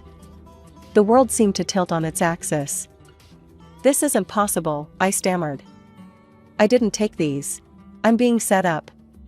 But my protests fell on deaf ears. Mom and Emily launched into a tirade, calling me a thief, a liar, hurling insults that cut deeper than any knife. As the officers led me out, I caught a glimpse of Emily's smug smile, hidden behind her hand as she pretended to sob. At the police station, I sat in a stark interrogation room, still in my funeral clothes, trying to make sense of what had happened. Hours passed, and then the door opened. To my surprise, it was my mother who walked in, not a police officer. She dismissed the officer standing guard, insisting on speaking to me alone. As soon as the door closed behind her, Mom's demeanor changed entirely. Gone was the grieving widow, replaced by a cold, calculating woman I barely recognized. "Listen carefully, Erica," she hissed, leaning close. "You have one chance to fix this mess. Give up the inheritance. Sign it over to Emily, and all of this goes away. The charges, the scandal, everything." I stared at her, disbelief warring with a growing sense of betrayal. You set me up? Your own daughter?" Mom's laugh was harsh and humorless. "Oh, please. You stopped being part of this family long ago. Now, you have a choice. Give up the money, or we'll make sure you go to prison. Think about it, Erica. A thief who stole from her own sister at their father's funeral? Your reputation will be ruined. You'll lose everything." I felt sick to my stomach, the full weight of their betrayal crashing down on me. "No," I said, my voice barely above a whisper. "I won't do it. I didn't steal anything, and I won't let you blackmail me." Mom's eyes flashed with anger. "You ungrateful little rat," she spat. "I hope you enjoy prison. Everyone will know what you did, stealing from your own family. You'll be nothing but a criminal, a disgrace." With that, she turned on her heel and left, slamming the door behind her. I sat there, stunned, tears streaming down my face as the reality of my situation sank in. I was released on bail later that night, stumbling out of the police station into the cool night air. My phone buzzed, a message from my boss at Global Tech. My stomach dropped as I read it. "Erica, I've heard some disturbing rumors. Until this situation is resolved, I think it's best you take some time off. Paid leave, of course. I believe in your innocence, but we need to protect the company's reputation. Take care." I leaned against the cold brick wall of the station, feeling my world crumbling around me. In the span of a day, I'd lost my father, been betrayed by my family, arrested, and now I was on the verge of losing my job. The next morning, I woke up with a renewed sense of purpose. With trembling fingers, I searched online for private investigators in the area. One name stood out, Jack Reeves, a former police detective turned PI with a reputation for solving complex cases. I made the call, my voice steadier than I expected as I explained my situation. "Ms. Thompson," Jack said after I finished my story, "this is a delicate situation. Family conspiracies are never easy to prove. But if what you're saying is true, we'll find evidence. It won't be cheap, though." I thought of the inheritance I was fighting for. Money's not an issue. I need to clear my name and expose what they've done. The next 3 weeks were a blur of clandestine meetings with Jack, anxious waiting, and sleepless nights. I threw myself into my dance classes on weekends, desperate for any distraction from the constant worry. My phone remained silent, no calls from work, no more threats from my family. The silence was almost worse than the conflict. Then, one rainy afternoon, my phone rang. It was Jack. "Erica," he said, his voice grave. "I've got news, but you're not going to like it." My heart sank. "What is it, Jack?" He sighed heavily. "I've been following your mother and sister, trying to catch them discussing the inheritance or the theft. But they're careful, too careful. They never talk about it in public, and I can't legally bug their homes." I felt the last glimmer of hope fading. "So that's it? There's nothing we can do?" "Not exactly," Jack replied, a note of hesitation in his voice. I did find something, but it's not related to your case. It's about your sister. I sat up straighter. What about her? She's having an affair, Erica. I have photographic evidence of her entering a hotel with a young man, definitely not her husband. I also managed to record some of their conversations. It's not flattering to her husband, to say the least. For a moment, I sat in stunned silence. Then, slowly, a plan began to form in my mind. Jack, I said, my voice low and determined, I need you to send me everything you have on this. And I mean everything. As soon as I hung up, I sprang into action. I spent the next hour poring over the photos and recordings Jack sent, my mind racing with possibilities. Finally, I made a decision. I selected the most damning photo, my sister entering the hotel with her young lover, and sent it to her husband's phone with a simple message. Interested in knowing what happened next? Meet me at Café Luna tomorrow at 2 p.m. The next day, I arrived at the cafe early, my nerves on edge. At exactly 2 p.m., Emily's husband walked in, his face a mask of barely contained fury and curiosity. What's this about, Erica? He demanded as he sat down across from me. I took a deep breath. I think you know, James. But what you've seen is just the tip of the iceberg. Over the next hour, I laid out everything I had. The photos, the recordings of Emily laughing about James's age, mocking his performance in bed, discussing her plans to leave him once she got her hands on the full inheritance. James sat in stunned silence, his face growing paler with each revelation. When I finished, he looked up at me, his eyes blazing with a mixture of pain and rage. What do you want? He asked, his voice hoarse. I leaned forward. I want justice, James. And I think you do too. Help me prove that they framed me, and we can both get what we deserve. A few days after my meeting with James, my phone buzzed with a message. It was from him, containing several audio files. My heart raced as I pressed play on the first one. Emily's voice filled the air. Can you believe how easy it was to plant that jewelry in Erica's purse? My mother's laughter followed. I know. The look on her face when the police found it was priceless. Well, she'll have no choice but to give it up now. I listened to file after file, each one filled with their callous plotting and cruel laughter. A mix of vindication and disgust washed over me. Finally, I had the proof I needed. The day of the will reading arrived quickly. I entered the notary's office, my stomach in knots, but my resolve firm. Mom and Emily were already there, shooting me smug looks. James sat quietly in the corner, giving me an almost imperceptible nod.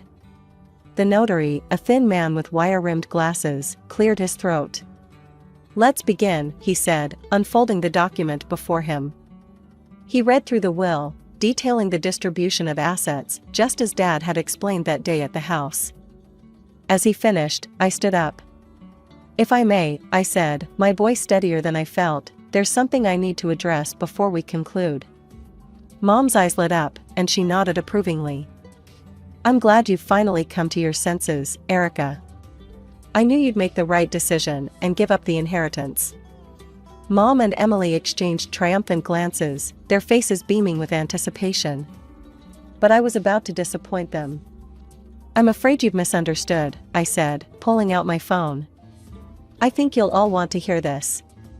I pressed play, and the room filled with their voices, gleefully discussing how they had framed me for theft. As the recording played, I watched the color drain from their faces. Emily let out a strangled gasp, while Mom sat rigid, her lips pressed into a thin line. When it ended, chaos erupted. You lying scum!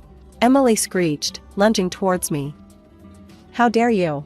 Mom hissed, her composure cracking. You ungrateful, scheming. I recorded those conversations. James suddenly spoke up, his voice cutting through the commotion. The room descended into madness. Emily was screaming at James, Mom was hurling insults at me, and I stood there, watching it all unfold. Silence! The notary's voice boomed, startling us all into quiet. This is a legal proceeding, not a circus. Everyone will calm down this instant, or I'll have you all removed. As the notary's words echoed through the room, a heavy silence fell. It was broken by James, who stood up abruptly, his face a mask of barely contained fury. "Since we're airing dirty laundry," he said, his voice trembling with anger, "I have something to add." He reached into his jacket and pulled out a photograph, slapping it down on the table in front of Emily. Emily's face drained of color as she stared at the image. It showed her entering a hotel with a man who was decidedly not her husband. "I know everything, Emily," James spat. "Your affair, your lies, all of it. I'm filing for divorce, and thanks to our prenup, you won't see a penny. You'll be paying me compensation for your infidelity." Emily's mouth opened and closed like a fish out of water, no words coming out. Mom looked between Emily and James, her expression a mix of shock and dawning horror as she realized their carefully constructed world was crumbling around them. Suddenly, the door to the notary's office swung open. 2 police officers walked in, their faces stern. Mary and Emily Thompson, one of them asked, though it was clear he already knew who they were. Mom and Emily looked up, tears streaking their faces. "You're under arrest for false accusations of theft and attempted blackmail," the officer continued. "You have the right to remain silent. Anything you say can and will be used against you in a court of law." As the police read them their rights and handcuffed them, I watched with a mixture of satisfaction and sadness. This was justice, but it was also the final nail in the coffin of our family relationship. I walked out of the office behind the police, watching as they put Mom and Emily into separate patrol cars. As the sirens faded into the distance, I felt a weight lift off my shoulders. It was over. Taking out my phone, I dialed a familiar number. "Erica," my boss's voice came through, sounding concerned. "Is everything all right?" "Better than all right," I replied, a smile in my voice. "I can explain everything now. The accusations against me were false, and I have proof." I gave him a brief rundown of what had happened. As I finished, I heard him let out a low whistle. "Erica, I'm so sorry you had to go through all that," he said, genuine sympathy in his voice. "But I'm glad the truth came out. Listen, your job is still here whenever you're ready to come back. In fact, I'd be delighted to see you at work as soon as you feel up to it." The weeks following the confrontation at the notary's office were a whirlwind of legal proceedings and life-changing decisions. As the truth came to light, the charges against me were quickly dropped. The relief I felt was indescribable, like a weight I'd been carrying for months suddenly lifted from my shoulders. But for Mom and Emily, the nightmare was just beginning. They faced charges of false accusation and attempted blackmail. The trial was swift and damning, with the recorded evidence leaving no room for doubt. In the end, they were found guilty on all counts. The judge, a stern-faced woman with piercing eyes, looked down at them from her bench. In addition to the criminal penalties, this court orders Mary and Emily Thompson to pay substantial damages to Erica Thompson for emotional distress and damage to her reputation. The fine was staggering. Mom's face went pale as the amount was read out, while Emily burst into tears. In the days that followed, I watched from a distance as their lives unraveled. Mom, with no other choice, was forced to sell the apartment Dad had left her. It was a beautiful place in the heart of the city, but now it slipped from her grasp, the proceeds going straight to me as part of the damages. Emily's situation was even more dire. The house she'd been so smug about inheriting had to be sold to cover her part of the fine. I couldn't help but feel a twinge of satisfaction as I remembered her gloating face the day Dad announced his will. But Emily's troubles didn't end there. James, true to his word, filed for divorce. He demanded the compensation outlined in their prenuptial agreement for her infidelity.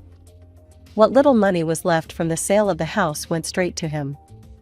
In the span of a few short months, Mom and Emily had lost everything.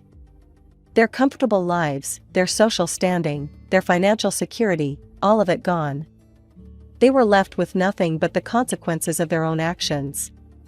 As for me, I found myself in a position I'd never dreamed possible. With the inheritance from Dad and the damages from Mom and Emily, I had more money than I knew what to do with.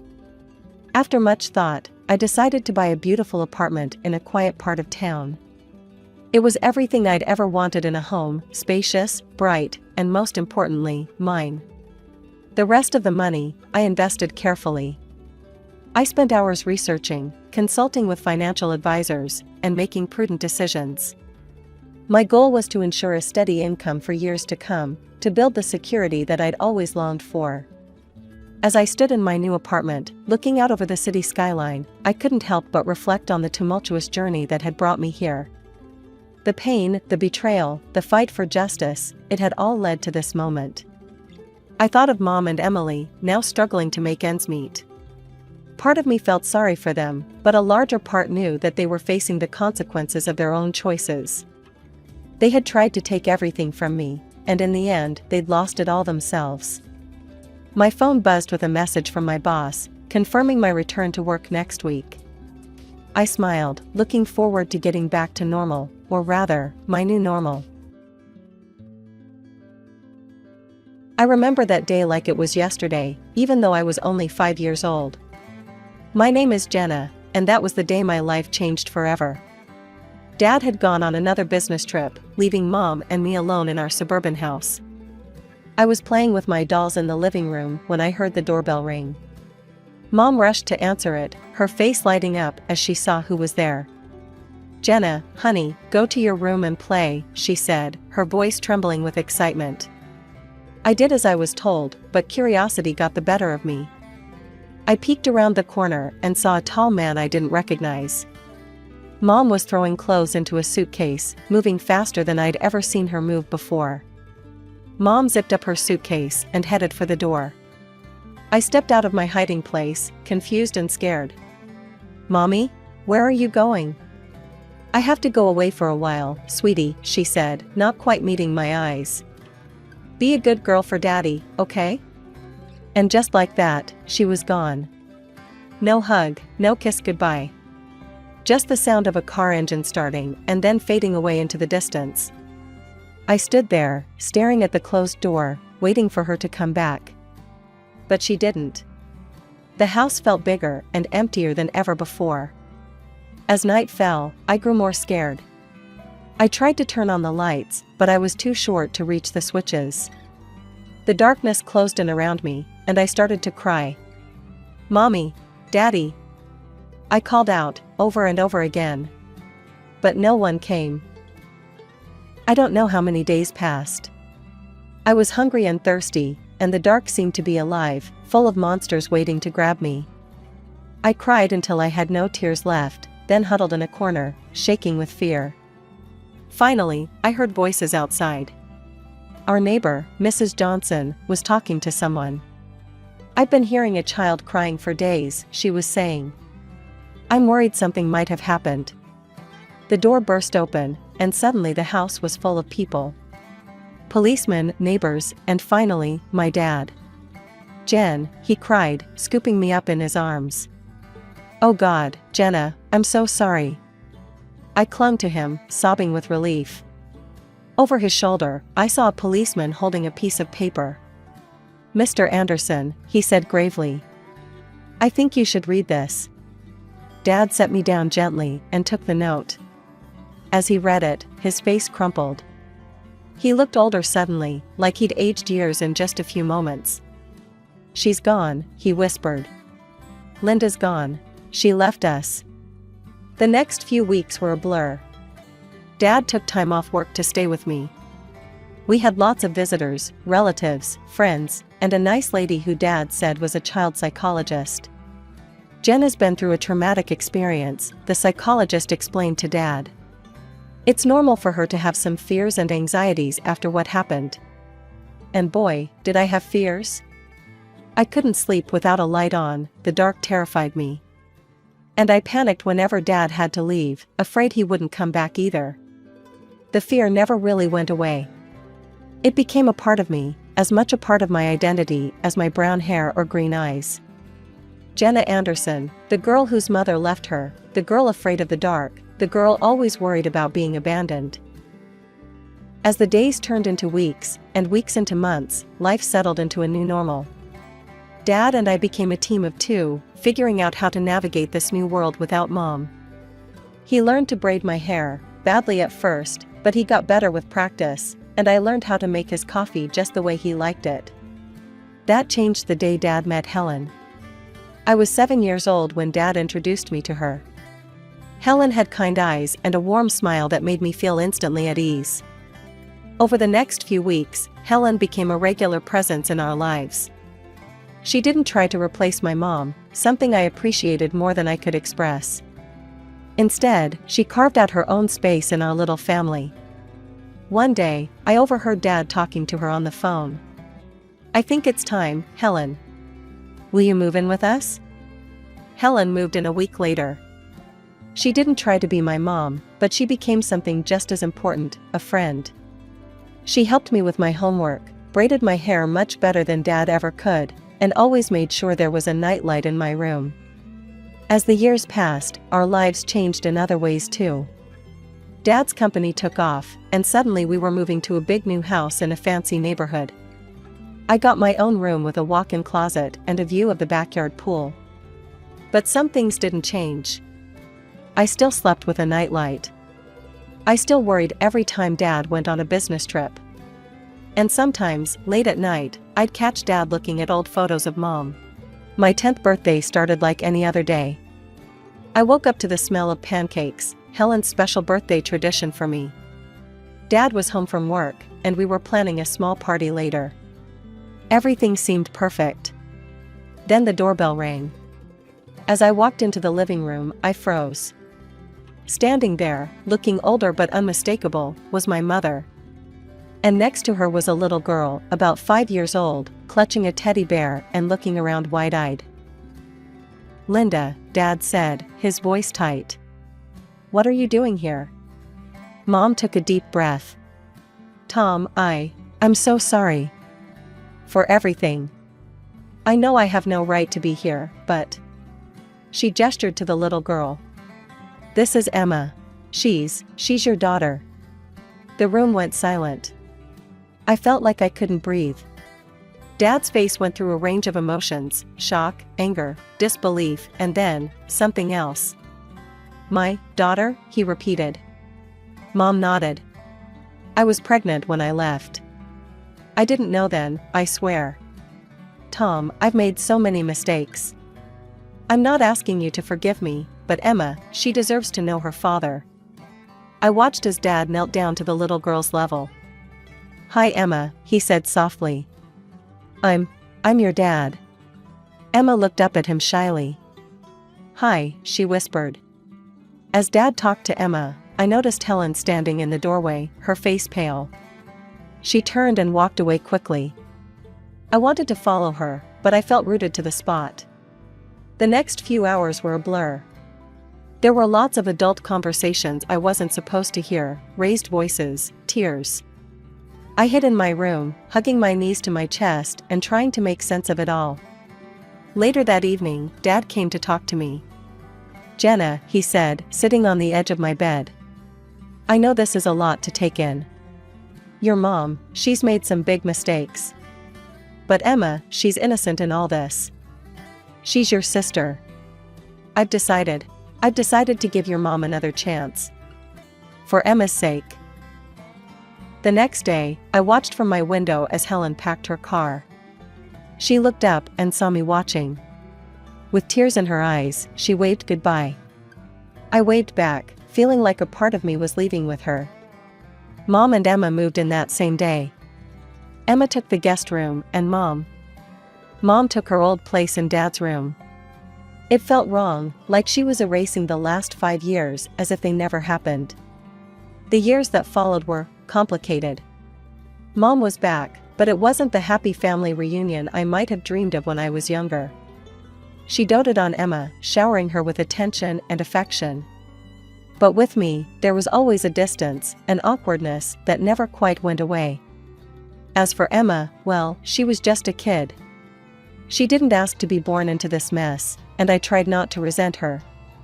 But it was hard, especially when I saw how easily she fit into Mom and Dad's life, in a way I never seemed to. By the time I turned 18, I was more than ready to leave for college. I had chosen to study zoology. Animals had always been easier for me to understand than people. They didn't judge, didn't have complicated emotions or messy family histories. They just were. The day I left for college was bittersweet. Dad hugged me tight, his eyes misty. "I'm so proud of you, Jenna," he said. "You're going to do great things." Mom gave me an awkward pat on the shoulder. "Good luck," she said, her smile not quite reaching her eyes. Emma, now 13, rolled her eyes. "Finally get my own room," she muttered. I pretended not to hear her, focusing instead on Dad's warm embrace. College was freeing. For the first time, I was away from the tension at home, the constant reminder of my complicated family situation. I threw myself into my studies, finding solace in the world of animals and nature. But even as I excelled academically, I struggled socially. Years of feeling like an outsider in my own family had left their mark. I was quiet, reserved, always afraid of getting too close to people. What if they left, like Mom had? What if they replaced me, like Emma seemed to have done? Instead, I found comfort in the college's small zoo. I volunteered there in my spare time, caring for the animals. There was a particularly grumpy old llama named Larry who became my favorite. He didn't like most people, but he seemed to tolerate me. The years at college flew by, and before I knew it, I was graduating. As I stood in my cap and gown, diploma in hand, I scanned the crowd. Dad was there, beaming with pride. Mom and Emma were there too, clapping politely. "Congratulations, Jenna," Mom said stiffly. "Your father and I have been talking, and, well, we think it's time you started looking for your own place. You know, spread your wings." I felt like I'd been punched in the gut. I looked at Dad, hoping he'd contradict her, but he just looked away, his expression pained. "Right," I said, trying to keep my voice steady. "Of course. I'll start looking right away." The days following my graduation were tense. I was back in my childhood home, but it felt anything but welcoming. Dad tried his best to make me feel comfortable, but Mom and Emma made it clear that I was an unwanted guest. "Jenna, have you started looking for jobs yet?" Mom would ask over breakfast, her tone falsely sweet. "You know, it's important to get your foot in the door early." Emma would chime in, "Yeah, and maybe you could find your own place too. It's getting kind of cramped around here." Nights were the hardest. I still needed my nightlight to sleep, a fact that didn't escape Emma's notice. One evening, as I was getting ready for bed, she barged into my room. "Seriously?" she scoffed, pointing at my nightlight. "You're 22 and you still need that? No wonder you don't have any friends." I felt my cheeks burn with shame. "Leave me alone, Emma," I muttered. But Emma wasn't done. At dinner the next day, she brought it up again, this time in front of everyone. "Hey, Mom, Dad," she said, her voice dripping with mock concern. "Don't you think Jenna should see a therapist or something? I mean, she's an adult who's afraid of the dark and can't make friends. That's not normal, right?" I felt something snap inside me. Years of pent-up hurt and anger came flooding out. "You want to know why I'm like this, Emma?" I said, my voice shaking. "It's because when I was 5, my mother left me alone in a dark, empty house for days. Do you have any idea what that does to a child?" The table went silent. Dad looked down at his plate, his face a mask of guilt and pain. Mom's eyes widened in shock, then quickly filled with tears. "How dare you?" she cried, her voice rising dramatically. "How can you be so cruel and vindictive? I've tried so hard to make amends, to be a family again, and this is how you repay me?" As Mom continued her tearful tirade and Emma smirked triumphantly, I realized something. I couldn't live here anymore. This wasn't my home, and these people, they weren't my family. Not really. From that day on, I threw myself into job hunting with renewed vigor. Then, finally, a glimmer of hope. I had an interview scheduled at a small wildlife rehabilitation center.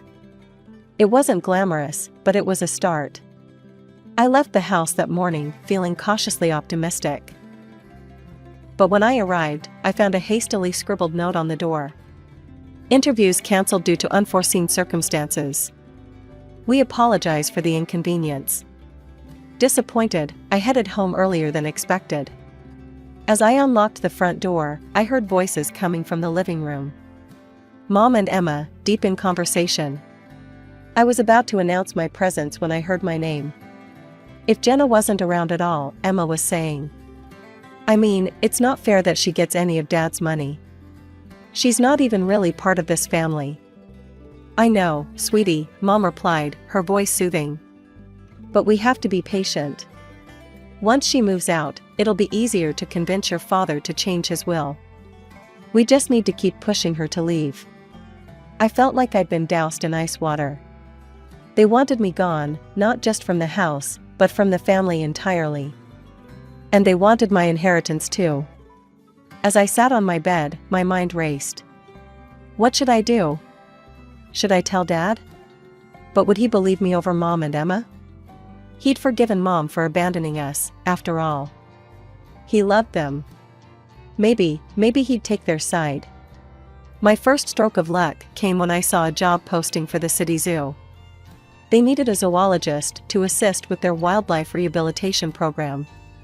It wasn't a glamorous position, but it was exactly what I'd been trained for. I sent in my application immediately, and to my surprise and delight, I got called in for an interview. The day of the interview, I stood in front of the zoo's main gate, taking deep breaths to calm my nerves. The interview went better than I could have hoped. The head zoologist, Dr. Martinez, seemed impressed by my knowledge and passion. You've got the job, Jenna, she said with a warm smile. Welcome to the team. I could have cried with relief. Finally, something was going right. Working at the zoo was everything I'd hoped for and more. I spent my days caring for injured wildlife, educating visitors about conservation, and even assisting with research projects. In the evenings, I'd return to my tiny apartment, which I was able to rent with the money I saved. To combat the loneliness, I started participating in online forums for animal lovers and people with similar interests. That's where I met Jake. Jake was from the same city, shared my love for animals, and had a wicked sense of humor that made me laugh even on my toughest days. We started chatting regularly, sharing stories about our day and discussing everything from the latest conservation efforts to our favorite books. One day, Jake suggested we exchange photos. With trembling hands, I sent him a recent picture of me at the zoo. He responded with a photo of himself. He had kind eyes and a warm smile that made my heart skip a beat. But as much as I enjoyed our chats, the idea of meeting in person or even admitting my growing feelings terrified me. What if he rejected me once he got to know the real me? What if he left, just like Mom had? It was around this time that I started corresponding with Lily, a girl I met on a support forum for people with childhood trauma. She understood my fears in a way no one else had before. You know what helps me? Lily wrote one day. I write emails to the people I can't talk to in real life. I pour out everything I'm feeling, all the things I wish I could say. But I don't send them, I just save them as drafts. It's really cathartic. Taking Lily's advice, I started writing emails to Dad. In them, I told him everything, about overhearing Mom and Emma's conversation, about how hurt I felt that he didn't seem to notice me anymore, about how I felt like an outsider in my own family. I started writing to Jake too. In these emails, I allowed myself to be vulnerable in a way I couldn't be in our chats. Jake, I wrote, I think I'm falling for you. But I'm scared. I'm scared of letting anyone get close to me. I'm scared of being hurt again. These emails too remained unsent, my feelings hidden away in the safety of my drafts folder. Dad called occasionally, his voice a mixture of concern and confusion.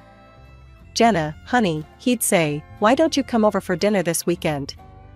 We miss you. Each time, I'd make up an excuse.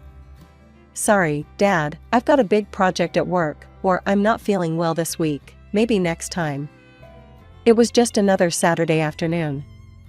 I was at the mall, picking up some essentials, when I heard a familiar voice call my name. Jenna, is that you? I turned around and there she was, Helen, my former stepmother. She looked older, but her kind eyes were just the same. Before I knew it, we were hugging, years of separation melting away in an instant. That's when I noticed the young boy standing beside her, looking up at us curiously. "This is my nephew, Mike," Helen explained, ruffling the boy's hair affectionately. "I'm raising him now. My sister, she passed away last year." Over coffee, Helen filled me in on her life. After she and Dad split up, she'd been on her own until her sister's death left Mike in her care. We started meeting regularly after that, sometimes just the two of us, sometimes with Mike. One day Helen called and urgently asked to look after Mike. That evening, Mike arrived at my apartment, backpack in tow. As I prepared dinner in my tiny kitchen, I could hear him tapping away on my laptop in the living room. I'd told him he could play games if he finished his homework. When I came out of the kitchen with 2 plates of spaghetti, I found Mike looking guilty, his face pale. "Jenna," he said, his voice trembling, "I did something bad." I was curious, and I saw these emails in your drafts folder. And I sent them. All of them. I'm so sorry. The world seemed to tilt on its axis. Those emails, my private thoughts, my deepest feelings, sent out into the world. To Dad. To Jake. I felt like I couldn't breathe. That night, after Mike left, I lay in bed, my mind racing. What would Dad think? And Jake, oh God, Jake. My phone pinged with a message notification. It was from Jake, but I couldn't bring myself to read it. What if he was disgusted by my feelings? What if he never wanted to speak to me again?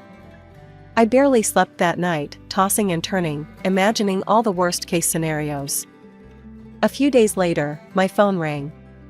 It was Dad. "Jenna," he said, his voice serious, "we need to talk. Can you meet me at the cafe near your old high school?" My heart pounded as I sat across from Dad in the small cafe.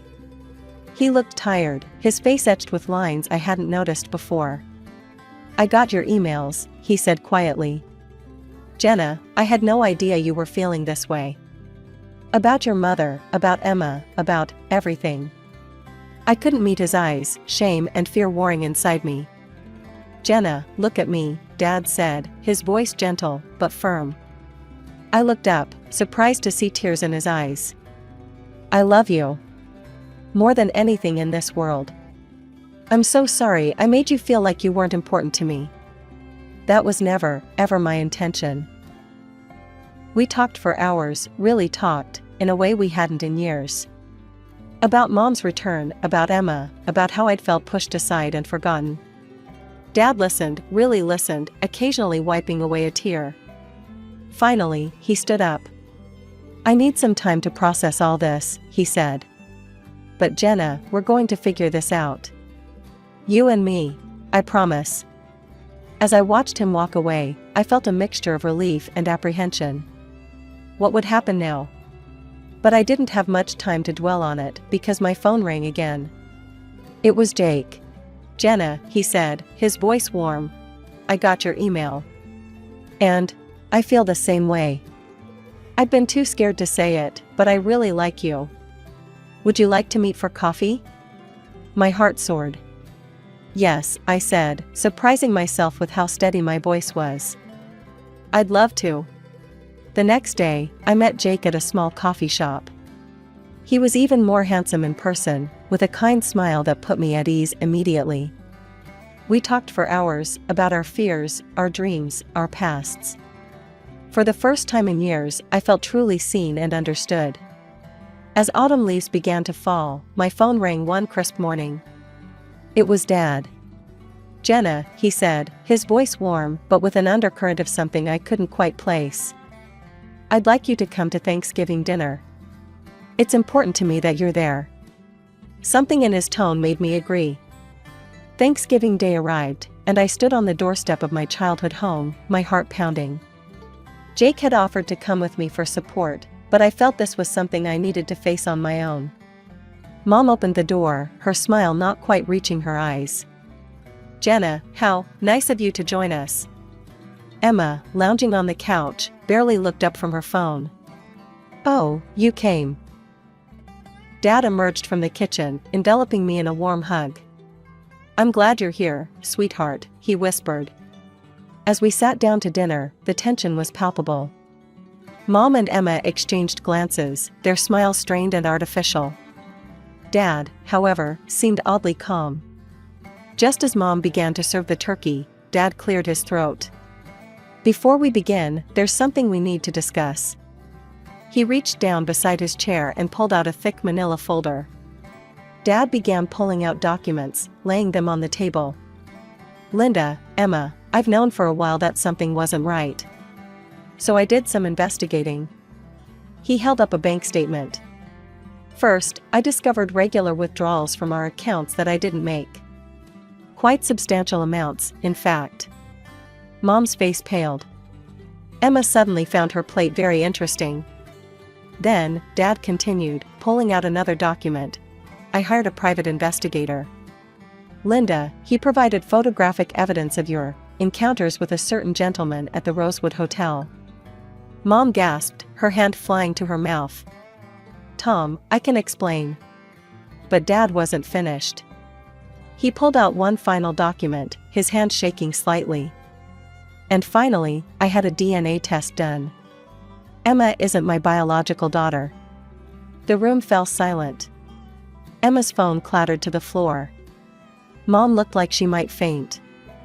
"I've already spoken to my lawyer," Dad said, his voice steady despite the emotion in his eyes. "Linda, I'm filing for divorce. And I'm afraid I'll have to ask both you and Emma to leave this house." Mom found her voice, anger replacing shock. "You can't do this. I'll take you for everything you've got." Dad's expression hardened. "Actually, Linda, you won't. If you try to claim any property, I'll countersue for fraud and demand repayment of all the money you've taken, plus what I've spent raising Emma. My lawyer assures me I have a very strong case." Tears streamed down Mom's face as the reality of the situation sank in. Emma sat in stunned silence, her world crumbling around her. In the days that followed, Mom and Emma moved out. Dad and I began to rebuild our relationship, stronger than ever before. We had weekly dinners, long talks, and even started planning a father-daughter road trip. One day, over coffee, Dad hesitantly brought up Helen. "I've been thinking a lot about the past," he said. "About the mistakes I made. I reached out to Helen to apologize. We've been meeting for coffee, talking things through." I smiled, genuinely happy for him. "That's wonderful, Dad. Helen is an amazing woman." As for me, things with Jake were going better than I could have ever imagined. He was patient, kind, and understood my fears and insecurities. With his support, I was even starting to work through my issues in therapy.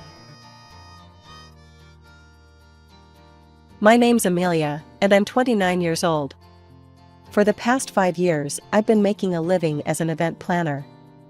Weddings, birthdays, anniversaries, you name it, I've organized it. It's not what I thought I'd be doing when I was younger, but life has a funny way of surprising you. I studied economics in college, but that's not where my passion lay. During my time there, I found myself drawn to organizing educational and entertainment events on campus. It started small, a study group here, a movie night there. But before I knew it, I was the go-to person for any event that needed planning. After graduation, I knew I couldn't see myself crunching numbers in an office. So, I took a leap of faith and started my own event planning business. It wasn't easy at first. I had to build my reputation from scratch, taking on any job I could get. No event is too small, I'd tell potential clients with a smile, even as I worried about making rent that month. But slowly, surely, word spread. One satisfied client led to another, and before I knew it, I had more work than I could handle. 5 years flew by, and here I am, with a thriving business and a reputation I'm proud of. Today, I'm sitting across from Mr. Johnson, a successful businessman who's turning 50 next month. He wants a party to remember, and I'm determined to give him just that.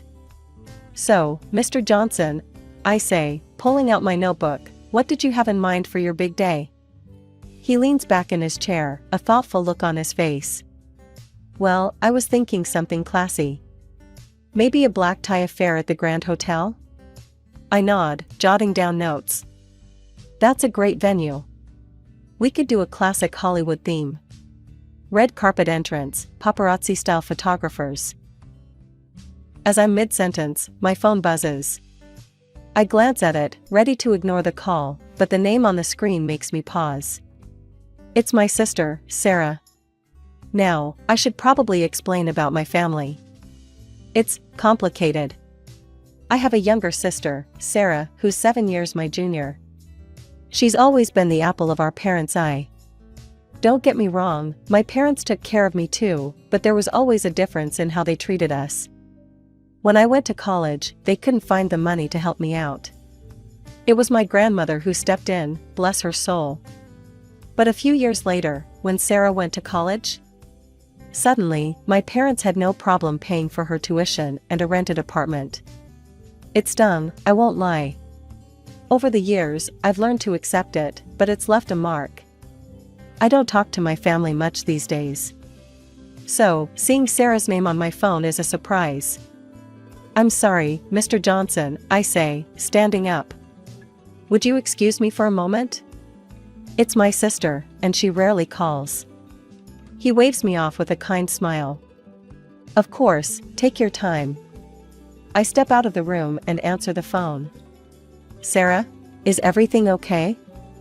Amelia, her voice is bright, excited. You need to come over to Mom and Dad's right away. We have big news. I sigh, knowing I'll regret this. All right, I'll be there as soon as I can. I hang up and return to Mr. Johnson, apologizing profusely. I'm so sorry, but I have a family emergency. Can we reschedule for tomorrow? He's understanding, thankfully. I drove to my parents' house, with a knot in my stomach. It had been months since I'd last been there, and I wasn't exactly looking forward to this impromptu family gathering. I rang the doorbell, and my mother answered, a forced smile on her face. Amelia, dear, come in. The living room was crowded. My father sat in his usual armchair, Sarah was perched on the couch, practically vibrating with excitement. Next to her was a man I didn't recognize, about my age, with a polite smile. Amelia. Sarah jumped up, grabbing the man's hand and pulling him forward. This is Mark, my fiancé. I blinked, surprised. Fiancé? Well, congratulations. Mark seemed nice enough, but I couldn't help wondering how long they'd been together. Sarah had never mentioned him before. So, I said, turning to Sarah, is this why you called me over? To meet Mark? Sarah's smile widened. Well, partly. But there's more. She clasped her hands together, practically bouncing. We're having an engagement party soon, and I want you to plan it. I felt a sinking feeling in my stomach. Oh, Sarah, I don't know. I'm pretty booked up right now. Nonsense, my father interrupted, his voice gruff. This is your sister we're talking about. Family comes first. I bit back a retort about how family hadn't come first when I needed help with college. Instead, I forced a smile. It's not that simple, Dad. I have commitments to other clients. But you're the best at this stuff, Sarah insisted. And I want the most amazing engagement party ever. Of course it'll be free. You wouldn't charge your own sister, would you? I looked around the room, seeing expectant faces. Even Mark looked like he assumed I'd do this for nothing. I felt cornered. Okay, I said finally, my voice tight. I'll organize it for free. But you'll need to cover all the other expenses, venue, catering, decorations, music, everything else. Sarah squealed and hugged me. You're the best, Amelia. We'll pay for everything else, promise. As I left the house an hour later, after listening to Sarah's grand ideas for her perfect engagement party, I felt a mixture of regret and resignation. I'd have to call Mr. Johnson and cancel our rescheduled meeting. There went a lucrative contract. Back home, I picked up my phone and dialed Mr. Johnson's number. Mr. Johnson? It's Amelia. I'm so sorry, but I won't be able to take on your birthday party after all. A family obligation has come up. My friend Lisa is also an event planner. She's excellent. I can give you her contact information if you'd like. After passing along Lisa's details and apologizing once more, I hung up. I stared at my phone, a sense of unease growing in my stomach. I'd just turned down a major client for a job I wasn't even getting paid for. The next few weeks were a whirlwind of planning and preparations. I secured a beautiful restaurant for the date Sarah wanted. It wasn't easy, the place was popular and usually booked months in advance. But Tony, the owner of the restaurant, couldn't resist my pressure. I also worked with the chef to create a spread that would impress even the most discerning guests.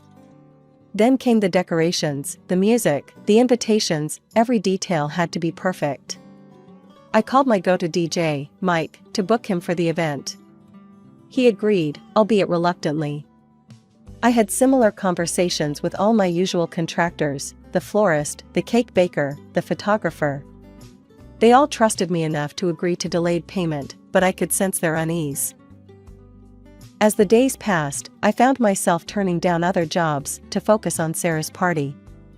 It was eating into my income, but I told myself it would be worth it to see my sister happy.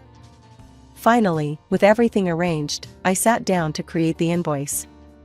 I carefully itemized every expense, from the venue rental to the last flower in the centerpieces. The total was substantial. I took a deep breath and emailed the invoice to Sarah. There, I muttered to myself. All done. That evening, my phone rang.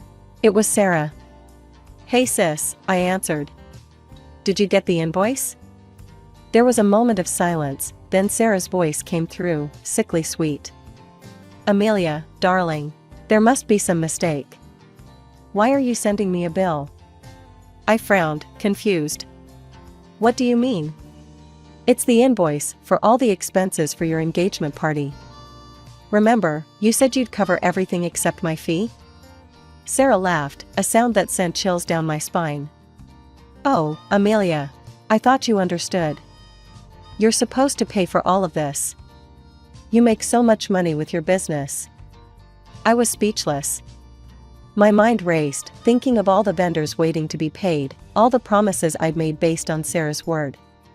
Sarah, listen to me, I said, trying to keep my voice steady. I organized this for free, which is already a huge favor. I can't pay for everything else too. You promised. But Sarah had already hung up. I tried calling my parents, hoping they could talk some sense into Sarah. But to my horror, they took her side. They insisted I should pay, that it was my duty as the successful daughter. I hung up, my hands shaking with anger and disbelief. How could they do this to me? How could they expect me to bankrupt myself for a party? As I sat there, trying to figure out what to do, a notification popped up on my phone. It was a post from Sarah on social media. Curious, I clicked on it. Can't wait for tomorrow's engagement party, the post read. So excited to celebrate with everyone. We've spent so much to make it perfect. In that moment, something snapped inside me. If Sarah wanted to play games, well, two could play at that. My fingers trembled as I dialed the restaurant's number. It was late, but I knew Tony would still be there, closing up after the night's service. Tony? It's Amelia. I'm so sorry, but I need to cancel tomorrow's event. I'll pay you a cancellation fee. And I'll make this up to you, I swear. Tony sighed. All right, Amelia. I trust you. But this isn't like you. One by one, I called all the vendors. The florist, the DJ, the cake baker, everyone. Each call was painful, each explanation more humiliating than the last. By the time I finished, my savings account was significantly lighter, but at least my professional relationships were intact. I'd paid everyone their fees and cancellation charges out of my own pocket. I barely slept that night. When morning came, I made myself a strong cup of coffee and settled in front of my computer. I knew Sarah would be live streaming her arrival at the restaurant. I wanted to see this. Right on schedule, Sarah's beaming face appeared on my screen. She was outside the restaurant, surrounded by a group of excited-looking friends and family members. "We're here," Sarah chirped into her phone camera. "I can't wait to show you guys everything. It's going to be amazing." I watched as she confidently strode up to the restaurant doors, her fiancé Mark in tow. She reached for the handle, still chattering away to her viewers. "And here we, oh." The smile froze on Sarah's face as she tugged at the door. It didn't budge. "That's weird," she laughed nervously, trying again. "It must be stuck." But it wasn't stuck. Sarah's eyes widened as she finally noticed the sign on the door. "Event cancelled," it read in bold letters. The live stream erupted in confused comments. Sarah's face paled as she turned to Mark, who looked equally bewildered. I couldn't help but feel a twinge of satisfaction as I watched the chaos unfold. It was petty, I knew, but after years of being the family doormat, it felt good to finally stand up for myself. My phone started buzzing almost immediately. Sarah's name flashed on the screen. I took a deep breath and answered. "Hello, Sarah." "Amelia," she screeched. "What the hell is going on? The restaurant is closed. Everything's ruined." I kept my voice calm. "Well, Sarah, since you refused to pay for the event you asked me to organize, I had to cancel it. I couldn't let my contractors go unpaid." But what about the food?" Mark's voice came through faintly in the background. "Where's all the food we were supposed to have?" I couldn't help but smile a little. "Oh, the food? I donated it to a homeless shelter. At least someone will enjoy it." More screaming followed, but I'd had enough. I hung up the phone. About 10 minutes later, my phone rang again. My mother's voice came through, shrill and angry. "Amelia, how could you do this to your sister? We raised you better than this." I felt a surge of frustration. "Mom, did Sarah tell you what she tried to do? She wanted me to pay for everything." "So what?" My father's voice boomed in the background. "You're doing well for yourself. You could have helped your sister out." I couldn't believe what I was hearing. "Dad, we're talking about thousands of dollars here. I'm not made of money." "You're just being selfish," my mother snapped. "Your poor sister is heartbroken. Her special day is ruined because of your greed." I tried to stay calm, but their words were cutting deep. "Greed? I organized everything for free. I even paid cancellation fees out of my own pocket." But they weren't listening. My mother's next words felt like a slap in the face. "You know what I think?" she said, her voice cold. "I think you did this because you're jealous. You're almost 30, Amelia. No husband, no children. You couldn't stand to see her getting married while you have no one." I hung up the phone, my hands shaking. Tears stung my eyes, but I refused to let them fall. How dare they? How dare they twist this around and make me the villain? As I sat there, trying to process everything that had happened, an idea struck me. If Sarah and Mark had promised to pay for everything, where did that money go? They must have had it, right? I opened my laptop and drafted an email. In it, I detailed all the expenses I had incurred, including the cancellation fees. I demanded that Sarah and Mark reimburse me for every penny. "If you don't pay," I wrote, my fingers flying over the keyboard, "I'll be forced to take legal action." I hit send before I could second-guess myself. It was a bold move, I knew, but I was done being the family pushover. Within minutes, my phone was buzzing again. This time, it was a barrage of text messages from Sarah and Mark. I steeled myself and opened them. The messages were a mix of threats and insults. Sarah called me every name in the book, while Mark threatened to ruin me if I tried to take them to court. I saved screenshots of every message. If this did end up in court, I wanted all the evidence I could get. I also needed advice from someone who might have some insight into Sarah's fiancé and his family. That's when I remembered my Aunt Linda. She always seemed to know all the town gossip. Maybe she could tell me something about Mark and his family. I dialed her number, hoping she'd be willing to talk. Aunt Linda? It's Amelia. I need to ask you something about Sarah's fiancé. Aunt Linda's voice crackled through the phone, warm and familiar. Amelia, dear. It's been ages. What do you want to know about Mark? I took a deep breath. Well, I was wondering if you knew anything about his family, their financial situation. Oh, honey, Aunt Linda chuckled. You're asking the right person. The Thompsons, that's Mark's family, they're quite well off. They own a chain of laundromats across the city, and word is they've got their fingers in some lucrative real estate deals too. I felt my jaw drop. Wait, what? They're wealthy? Oh yes, very much so, Aunt Linda continued, oblivious to my shock. Why, I heard they gave Mark a hefty sum to arrange that engagement party. $30,000, if the rumors are true. My mind was reeling. $30,000? And they had tried to make me pay for everything? After hanging up, I sat in stunned silence for a few minutes. Then, determination set in. I knew what I had to do next. It took some digging, but I managed to find the address of Mark's parents. Without giving myself time to second-guess my decision, I got in my car and drove there. The house was impressive, a large, well-maintained property in one of the nicest neighborhoods in town. I took a deep breath and rang the doorbell. A middle-aged woman answered, her eyebrows raised in curiosity. Can I help you? Mrs. Thompson? I asked. When she nodded, I continued, I'm Amelia, Sarah's sister. I need to talk to you and your husband about Mark and the engagement party. She looked surprised, but invited me in. Soon, I was sitting in their living room, facing both of Mark's parents. Mr. and Mrs. Thompson, I began, my voice steadier than I felt, I'm here because I think you should know what happened with the engagement party. Over the next half hour, I explained everything. How Sarah had asked me to organize the party for free. How they had promised to pay for everything else, but then refused. How I had been forced to cancel everything and pay the cancellation fees myself. As I spoke, I saw the shock and dismay growing on their faces. When I finished, there was a long silence.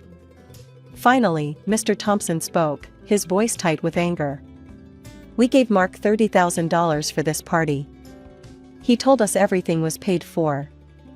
I felt a wave of relief wash over me. They believed me. Mr. Thompson left the room and returned a few minutes later with his checkbook. He wrote out a check for the full amount I had spent, plus a little extra for my trouble. It's the least we can do, he said, handing it to me. And don't worry, we'll be having a very serious conversation with Mark and Sarah about their behavior. As I left their house, I felt a mix of emotions, relief, vindication, but also sadness. This whole ordeal had exposed some ugly truths about my sister and her fiancé. On the drive home, my phone buzzed with texts. It was Sarah and Mark again, but this time their tone was very different. Gone were the threats and insults, replaced by panicked apologies and pleas for forgiveness. In the weeks that followed, I heard through the grapevine about the fallout from my visit to the Thompsons. Aunt Linda kept me updated. You won't believe this, Amelia, she said during one of our phone calls. Mark's parents have cut him off completely. No more monthly allowance, no financial support for the wedding, nothing. I couldn't help but feel a twinge of satisfaction. Really? That's quite drastic. Aunt Linda's voice lowered conspiratorially. Oh, honey, they were furious. Apparently, they don't take kindly to being lied to and having their money misused. Can't say I blame them. I nodded, even though she couldn't see me. What about the wedding? Is it still happening? There was a pause, then Aunt Linda chuckled. Well, that's the kicker. Without Mommy and Daddy's money, Mark and Sarah can't afford the lavish wedding they were planning. Last I heard, they'd postponed it indefinitely.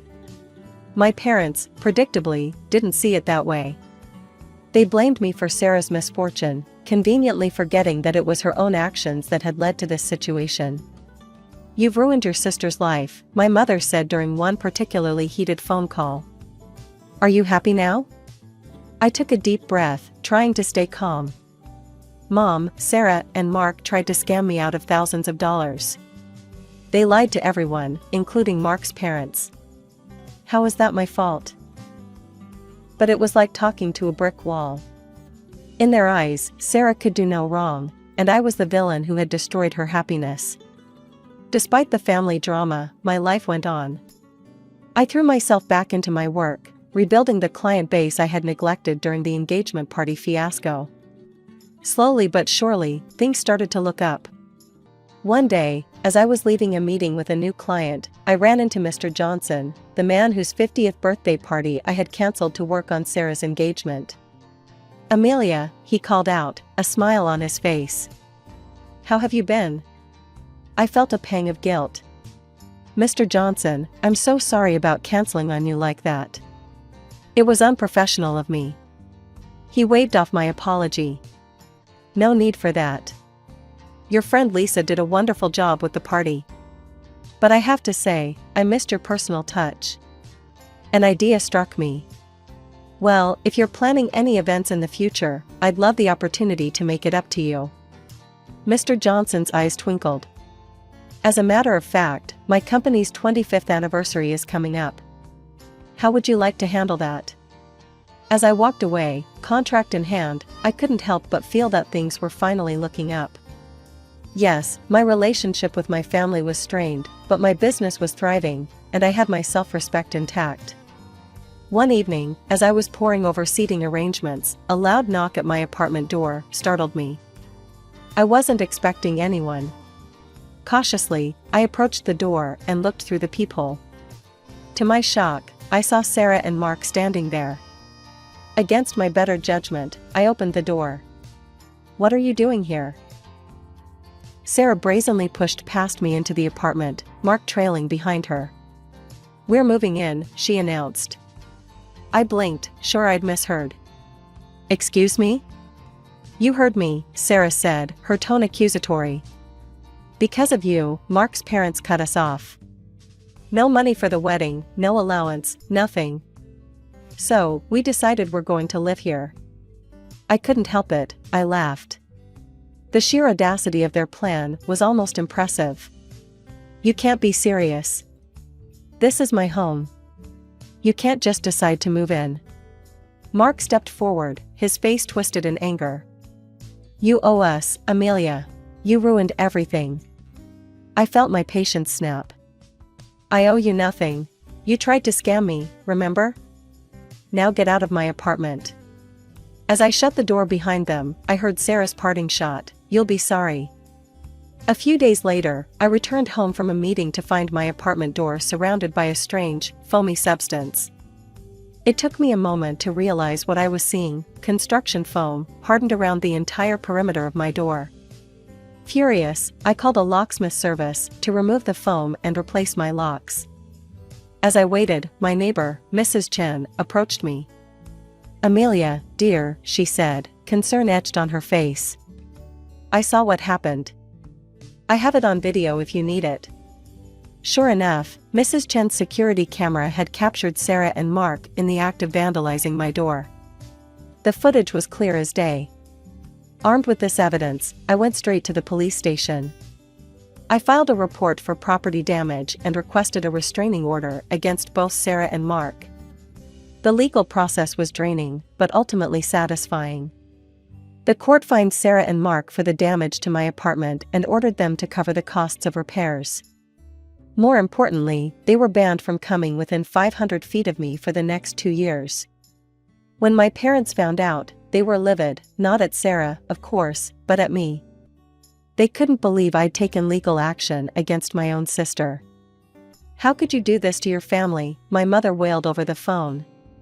I took a deep breath, steeling myself. "No, Mom. The question is, how could you support Sarah after everything she's done? I'm done being the family scapegoat. With that, I hung up the phone and blocked their numbers. It hurt, cutting ties with my family, but I knew it was necessary for my own well-being. In the weeks that followed, I threw myself into work. Mr. Johnson's anniversary party was a resounding success, earning me glowing reviews and a slew of new clients. As I stood at the back of the beautifully decorated hall, watching the guests enjoy themselves, I felt a sense of peace wash over me. Yes, I'd lost my family, but I'd gained something far more valuable: self-respect and the knowledge that I could stand on my own 2 feet. My name is Sarah, and I've been a dentist for over 2 decades now. It's a career I love, but the path to get here wasn't easy. As I sit in my office, staring at the framed diploma on the wall, I can't help but reflect on the tumultuous journey that led me to this point.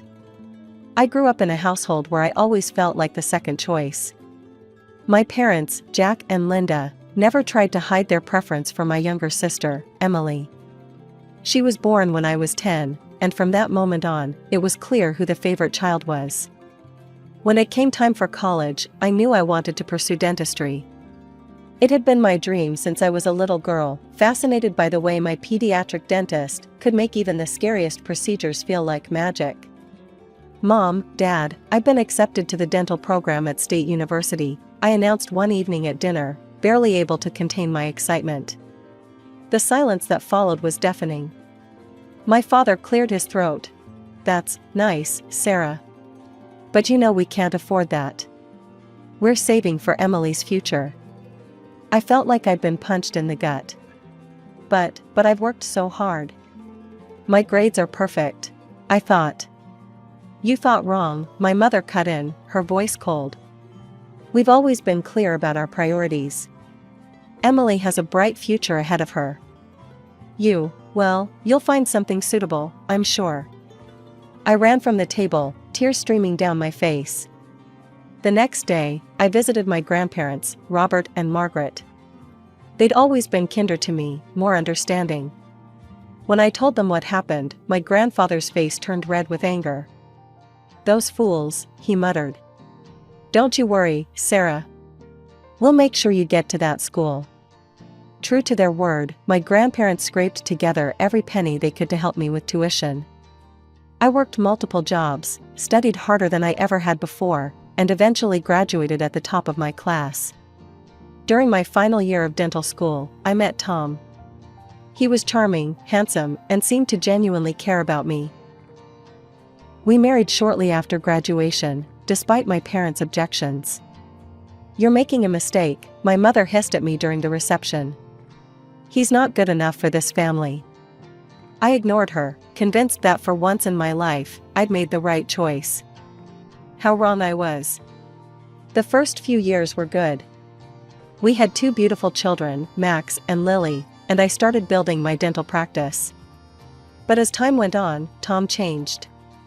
The charming man I'd fallen in love with disappeared, replaced by someone I barely recognized. It started with the drinking. A beer or 2 after work became a 6-pack, then a bottle of whiskey. He'd come home late, reeking of alcohol, picking fights over nothing. I endured it for years, hoping he'd change back into the man I'd married.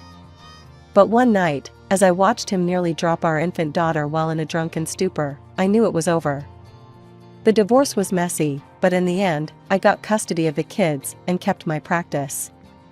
The day I told my parents about the divorce, I foolishly hoped for some support.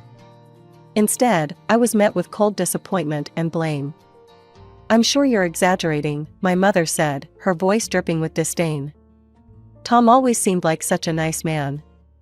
You probably drove him to drink with your nagging." That was the last straw. I gathered my children and left, vowing never to seek their approval again. Meanwhile, my sister Emily's life seemed picture perfect. She'd become a psychologist, married a successful businessman named David, and had 2 boys of her own. My parents never missed an opportunity to remind me how much better she was doing. "Emily just bought a new house in that fancy neighborhood," my mother would casually mention during our increasingly rare phone calls. "Her practice is really taking off. It's so nice to have a daughter we can be proud of." Years passed, and I built a successful dental practice. I was doing well financially, even able to buy a nice apartment in a good area of town. Ironically, there were times when my parents would call, asking for money. "Sarah, your father and I are a bit short this month. We were hoping you could help out," my mother would say, her tone sugary sweet. Despite everything, I always sent them what they needed. Part of me hoped that by being generous, they might finally see my worth. But their attitude never changed. One day, I received a call from Emily. Our parents had passed away suddenly in a car accident. I was devastated, not just by their loss, but by the realization that we'd never have a chance to reconcile. "I'm in the Maldives with David," Emily said, her voice crackling over the international line. "Could you handle the funeral arrangements? We'll try to get back as soon as we can." So there I was, planning my parents' funeral while my sister lounged on a beach halfway across the world. I threw myself into the task, determined to give them a beautiful send-off despite our troubled relationship.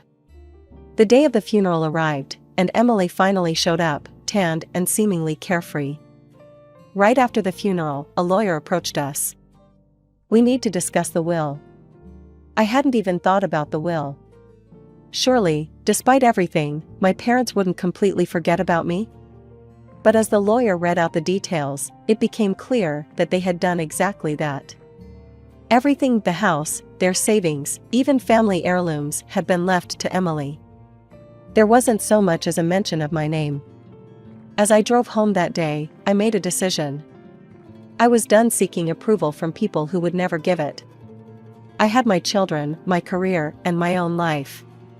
It was time to live it on my terms. After the funeral, my relationship with Emily became even more distant. We rarely spoke, save for obligatory holiday greetings and birthday wishes via Skype.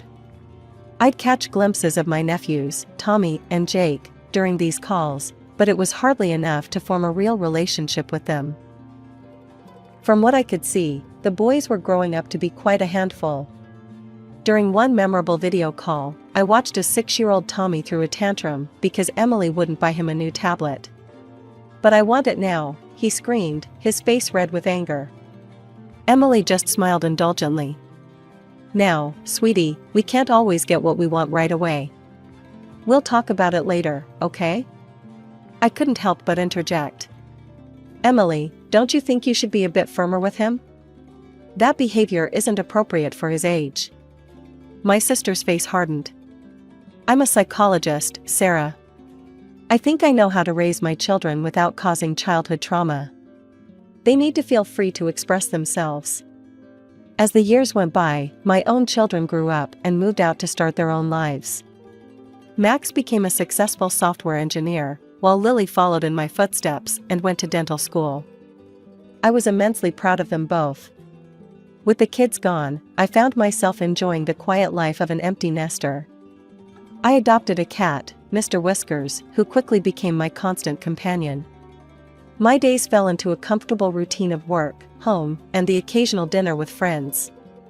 Then, one rainy Tuesday evening, my peaceful life was shattered by a frantic knocking at my door. I opened it to find Emily standing there, mascara running down her face, with Tommy and Jake in tow. "Sarah," she sobbed, "I need your help. David and I had a huge fight, and I just need a place to stay for a while." I hesitated for a moment, remembering all the years of hurt and neglect. But looking at my sister's tear-stained face and the confused expressions of my nephews, I knew I couldn't turn them away. "Come in," I said, stepping aside to let them enter. As they filed into my apartment, I got my first real look at Tommy and Jake in years. Tommy, now 9, had a sullen look on his face, while 6-year-old Jake was bouncing off the walls, touching everything in sight. "Jake, honey, please don't touch that," I said gently as he reached for an antique vase. He ignored me completely, knocking the vase to the floor where it shattered into 1,000 pieces. Emily barely reacted. "Oh, boys will be boys," she said with a weak laugh. "We'll replace it, won't we, Jake?" Jake just shrugged and moved on to the next breakable object. I took a deep breath, reminding myself that they were guests in my home and that this was just temporary. But as days turned into weeks, it became clear that Emily had no intention of leaving anytime soon. My once tidy apartment descended into chaos. Toys and clothes were strewn everywhere, the walls were covered in crayon drawings, and the constant noise was driving me to my wits' end. One particularly trying afternoon, I returned home from a long day at the dental office to find my living room in complete disarray. The floor was littered with toys, crushed snacks, and what appeared to be the stuffing from one of my throw pillows. In the center of it all sat Tommy and Jake, gleefully engaged in what looked like a food fight with my good china as ammunition. "Boys," I exclaimed, shock and frustration evident in my voice. "What on earth are you doing?" They barely glanced in my direction, continuing their rambunctious play without missing a beat. I looked around frantically for Emily, finally spotting her lounging on the balcony, engrossed in her phone. "Emily," I called out, trying to keep my voice steady, "have you seen what the boys are doing?" She glanced up briefly, a look of mild annoyance crossing her face. "They're just playing, Sarah. Don't be such a killjoy." I took a deep breath, counting to 10 in my head before speaking again. "Emily, they're destroying my home. This has to stop." Emily rolled her eyes and reluctantly got up from her chair. She sauntered into the living room, surveying the chaos with a disinterested eye.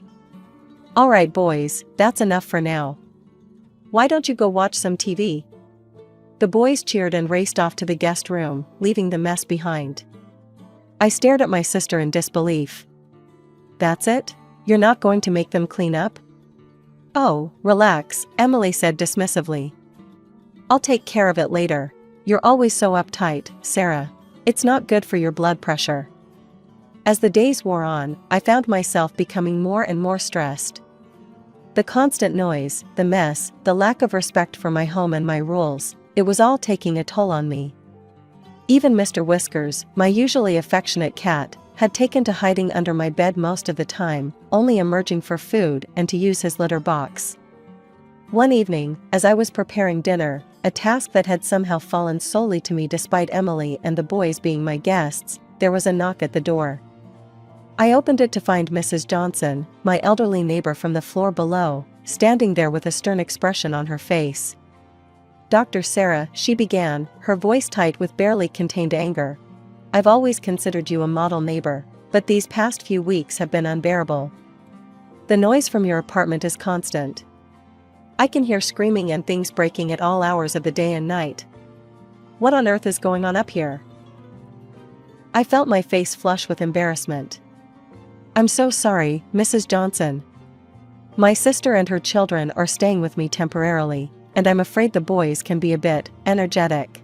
Mrs. Johnson's expression softened slightly. "I understand children can be lively, dear, but this goes beyond that. And it's not just the noise. Have you seen what they've done to the hallway?" She gestured for me to follow her. We walked to the stairwell, and I gasped in horror. The walls were covered in graffiti, crude drawings, and misspelled words spray-painted in garish colors. I recognized Tommy's handiwork immediately. This is unacceptable," I stammered, mortified. "I had no idea." "I'll clean it up right away, Mrs. Johnson. And I promise, it won't happen again." "See that it doesn't," she replied firmly. "Otherwise, I'm afraid I'll have to report this to the building management and the appropriate authorities." Once she was out of sight, I leaned against the wall, overwhelmed by the mess my life had become. Taking a deep breath, I steeled myself and marched back to my apartment. As I opened the door, I was met with the sound of Tommy and Jake's laughter, punctuated by the crash of something else breaking. "Boys," I said firmly, "turn that off. We have work to do." They ignored me, as usual. I strode over and switched off the TV. "Hey," Tommy protested. "We were playing that." "Not anymore," I replied. "You're going to clean up the mess you made in the hallway. Come with me, now." Grumbling and whining, they followed me to the stairwell. I handed them scrub brushes and a bucket of soapy water. "Start cleaning," I instructed. They stared at me in disbelief. But Mom said we don't have to do chores, Tommy stammered. Your mom isn't here right now, I said. And in my house, we clean up our messes. They half-heartedly swiped at the walls, more interested in splashing each other than actually cleaning. I was about to intervene when I heard footsteps on the stairs. To my surprise, it was Mrs. Johnson's son, Mark, in his police uniform. He must have just gotten off duty. Everything okay here, Dr. Sarah? He asked, eyeing the boys suspiciously. Sensing an opportunity, I explained the situation. Mark's face hardened as he turned to Tommy and Jake. Listen up, boys, he said sternly. Vandalism is a serious offense. If you don't clean this up properly, we're going to have some real problems. Understand? The boys' eyes widened in fear. They nodded vigorously and began scrubbing the walls with newfound enthusiasm. I was supervising their progress when I heard the elevator ding. Emily stepped out, fresh from a trip to the beauty salon, her hair and nails immaculate. Her jaw dropped when she saw the scene before her. What the hell is going on here? She shrieked. I calmly explained the situation, but Emily wasn't having it. How dare you force my children to do manual labor, she yelled. This is cruel and unusual punishment. Cruel? I shot back, my patience finally snapping. Cruel is letting them destroy other people's property without consequences. Emily grabbed the boy's hands. Come on, we're leaving. I won't let you be subjected to this abuse. The next few days were tense. Emily and the boys stayed, but they barely spoke to me. I was starting to think things couldn't get any worse. I was wrong. I came home from work one afternoon to find my apartment eerily quiet. Hello? I called out. A pitiful meow answered me. I followed the sound to find Mr. Whiskers huddled in a corner, his fur a startling shade of blue. Oh my God, I gasped. The poor cat was covered in paint, frantically trying to lick it off. I screamed in horror and anger. Scooping up Mr. Whiskers, I wrapped him in a towel and rushed him to the vet, my heart pounding. The vet's diagnosis was grim. He's ingested a significant amount of paint, she told me. We'll need to keep him overnight for treatment. Leaving Mr. Whiskers at the clinic was one of the hardest things I've ever done. I returned home, shaking with fury. Emily was lounging on the couch, scrolling through her phone. I explained to her what happened to Mr. Whiskers, demanding she discipline the boys and help clean up the mess they'd made. Emily shrugged. It's just a cat, Sarah. Don't be so dramatic. I couldn't believe my ears. Just a cat? He could die, Emily. Well, that's not my problem, she said dismissively. And neither is the cleaning. It's your apartment, after all. The next morning, I arrived at my dental practice earlier than usual. My mind was reeling from the events of the past few weeks, and I knew I needed to get to the bottom of this situation. With a deep breath, I picked up my phone and dialed David's number. David, I'm sorry to bother you, I began, but I need to understand what's going on. Why did you and Emily have a fight? When is she planning to come back home? There was a long pause on the other end of the line. Then, David let out a heavy sigh. Sarah, I'm afraid Emily won't be coming back. We're getting divorced. David's story came pouring out, each revelation more shocking than the last. He told me how Emily had quit her psychology practice years ago, refusing to work or even help around the house. Their home had fallen into disrepair, and the children were completely out of control. And then there were the vacations, he went on. She'd jet off without me or the kids, using the money from your parents' inheritance. I thought she was just taking some time for herself, but... His voice trailed off, and I felt a chill run down my spine. But what, David? She was cheating on me, Sarah. Multiple times, with different men. God, I can't believe I'm saying this, but I had to get a DNA test for the boys. Thankfully, they're mine, but after all that, I just couldn't do it anymore. I filed for divorce and asked her to leave. After finishing the call with David, I sat at my desk, trying to process everything I'd learned. The realization hit me like a ton of bricks. Emily wasn't planning on leaving anytime soon. She was using me as a fallback, a free place to stay while her life fell apart. That evening, I confronted Emily. The boys were in the guest room, engrossed in their video games as usual, while Emily lounged on my couch, scrolling through her phone. "Emily, we need to talk," I said firmly, sitting across from her. "I spoke to David today." "Is it true? Are you really getting divorced?" Emily shrugged, an air of indifference about her. "Yeah, it's true. David and I are over. I'm tired of him and his expectations. But don't worry, sis. You'll help me out, right? After all, that's what sisters are for." I couldn't believe what I was hearing. "Help you out? Emily, you've turned my life upside down. You're not even trying to get back on your feet. What about your inheritance? Surely you can use that to find your own place." She laughed dismissively. "Oh, that money? It's gone, Sarah. There were barely crumbs left anyway." I felt my blood begin to boil. "Crumbs? Emily, our parents left you over $200,000. How could you possibly have blown through all that money?" Emily just shrugged again, reaching for her phone. "Life's expensive, Sarah. You wouldn't understand." In that moment, something inside me snapped. Years of resentment, weeks of frustration, all came bubbling to the surface. "No, you're the one who doesn't understand," I said, my voice low and controlled. "I've had enough.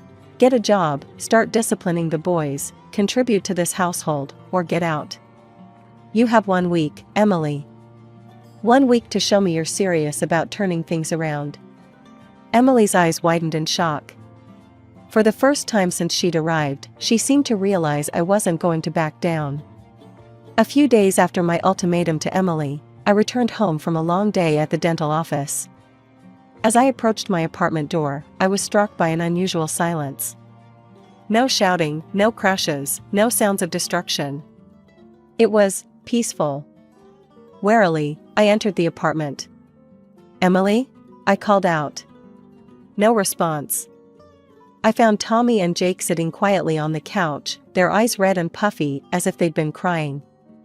My heart sank. "Boys, where's your mother?" I asked gently. Tommy wordlessly handed me a piece of paper. With trembling hands, I unfolded it and began to read. "Dear Sarah, I've realized that motherhood just isn't for me. I'm still young and I want to live my life. I've met someone, he's young, exciting, and doesn't have any baggage. We're leaving town together. You're always going on about responsibility and all that boring stuff, so here's your chance to put your money where your mouth is. The boys are your problem now. You're an old maid anyway, so you might as well be useful and raise them. Don't try to contact me. By the time you read this, I'll be long gone. Emily." I collapsed onto the sofa, my mind reeling. How could she do this? How could she abandon her own children? With shaking hands, I picked up my phone and dialed David's number. When he answered, I could barely get the words out. "David, it's Sarah. You need to come over right away. It's about the boys." Within an hour, David was at my door. I handed him Emily's note without a word. As he read it, his face cycled through shock, anger, and finally, a deep sadness. "Oh, boys," he sighed, kneeling down to hug Tommy and Jake. "I'm so sorry." Over the next few hours, David and I talked, trying to figure out what to do.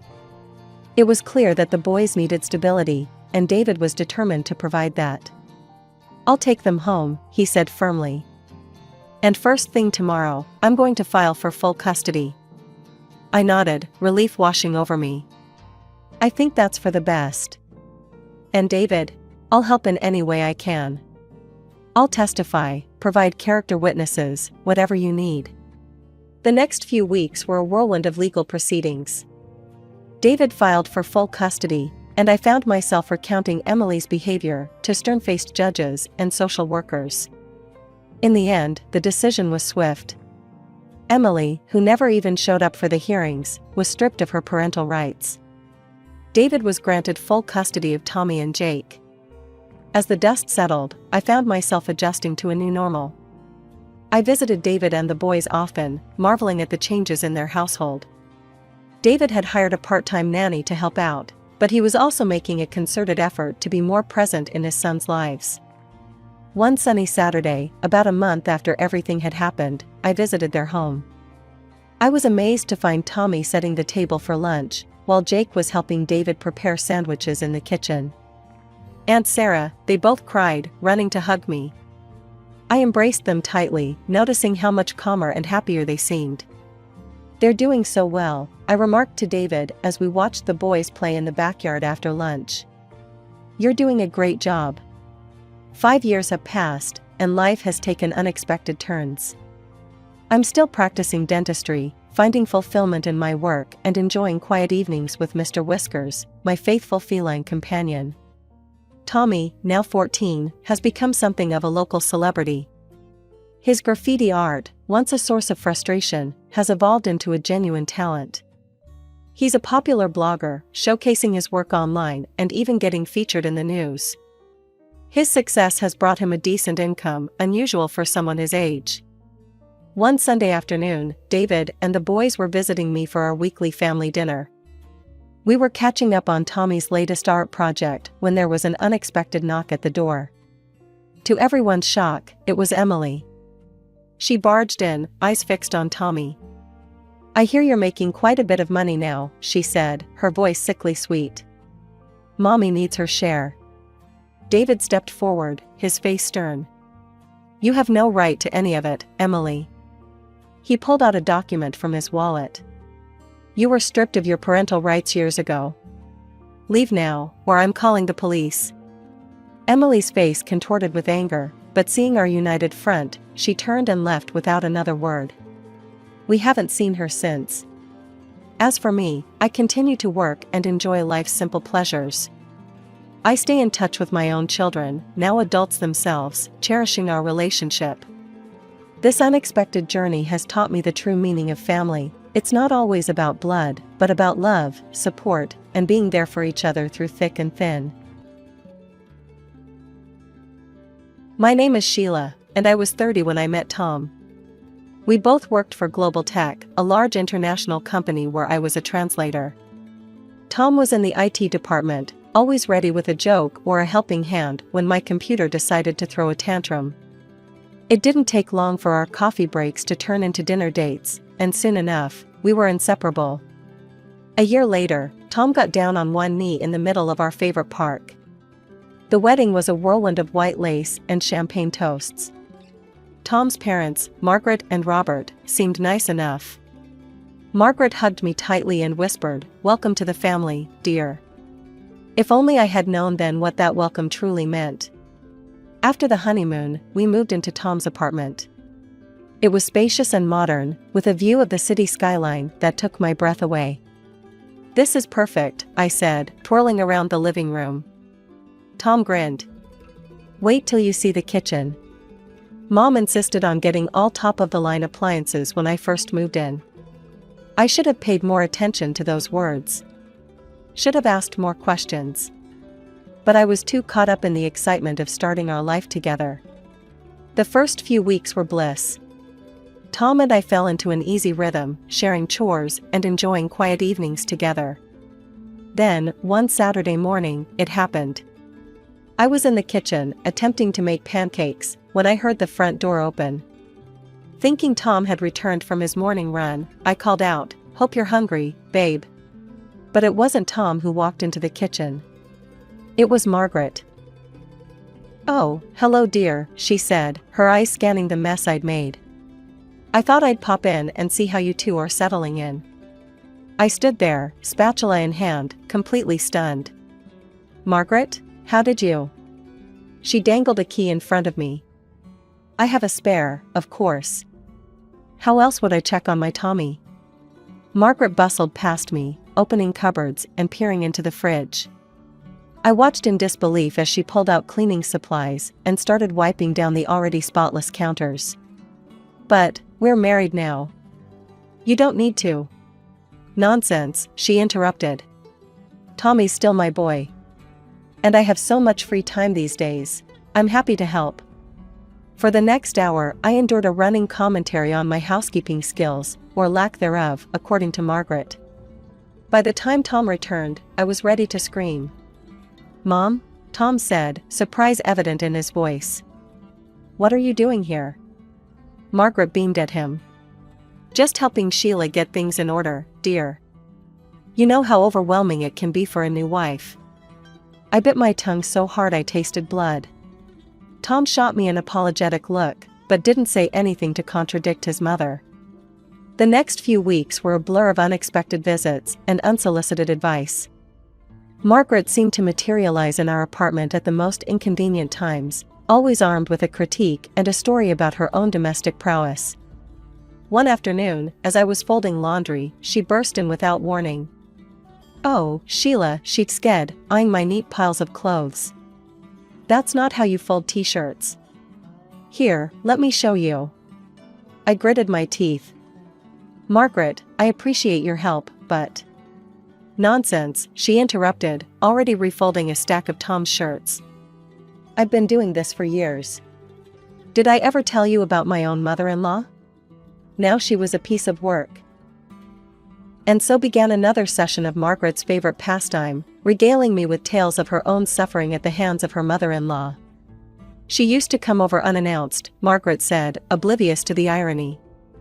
Always criticizing my cooking, my cleaning. Nothing was ever good enough for her. I bit back the urge to point out the similarities. Instead, I forced a smile. "That must have been difficult." "Oh, it was," Margaret nodded sagely. "But I endured it. And look how well Tommy turned out. You should be grateful I'm nothing like her." Grateful, right? Because having my privacy invaded and my abilities constantly questioned was such a blessing.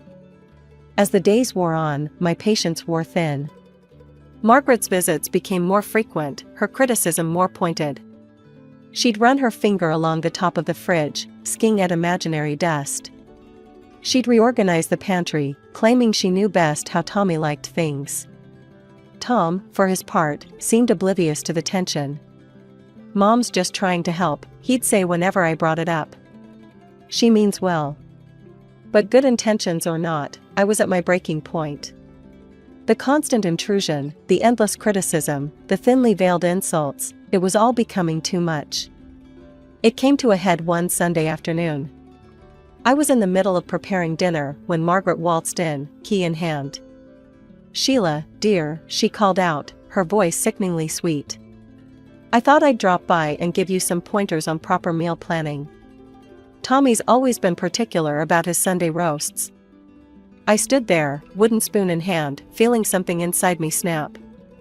This was my home, my kitchen, my marriage. And I'd had enough. Taking a deep breath, I turned to face her. "Margaret," I said, my voice surprisingly steady, "we need to talk." Her eyebrows shot up in surprise. "About what, dear?" "About boundaries," I replied. "About privacy. I appreciate your intention to help, but coming over unannounced, criticizing everything I do, it's not helping. It's making me feel uncomfortable in my own home." She left without another word, the door slamming behind her. As the sound echoed through the apartment, I leaned against the counter, exhausted but oddly exhilarated. That evening, as Tom and I sat down for dinner, I knew I had to broach the subject. "Tom," I started, pushing my food around on my plate, "we need to talk about your mother." He sighed, putting down his fork. "What's she done now?" I took a deep breath and recounted the day's events, along with all the other incidents that had been building up. As I spoke, I could see the conflict in Tom's eyes, torn between his love for his mother and his commitment to me. "Sheila, I know Mom can be intense," he said carefully. "But she means well. She's just trying to help." I shook my head. "Tom, I understand that. But this isn't help, it's control. She comes into our home uninvited, criticizes everything I do, and makes me feel like an intruder in my own life. It has to stop." Tom ran a hand through his hair, clearly uncomfortable. "What do you want me to do?" "I need you to set boundaries with her," I said firmly. "Take back her key. Ask her to call before coming over. And most importantly, I need you to stand up for me when she oversteps." There was a long pause as Tom processed my words. Finally, he nodded. "You're right. I'll talk to her." True to his word, Tom had a conversation with Margaret the next day. I wasn't present for it, but from what Tom told me, it didn't go well. Margaret was hurt and offended, claiming we were pushing her out of our lives.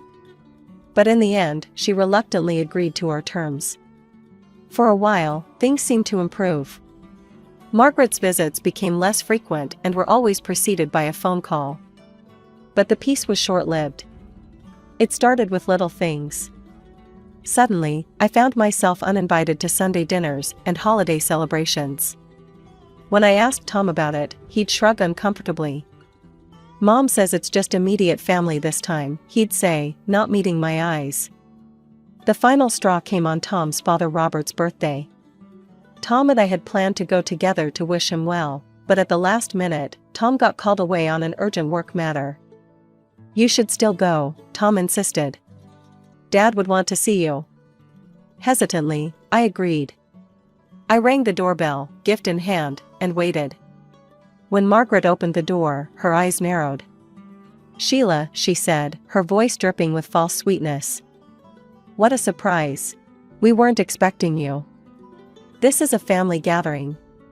And let's be honest, dear. You're not really family, are you?"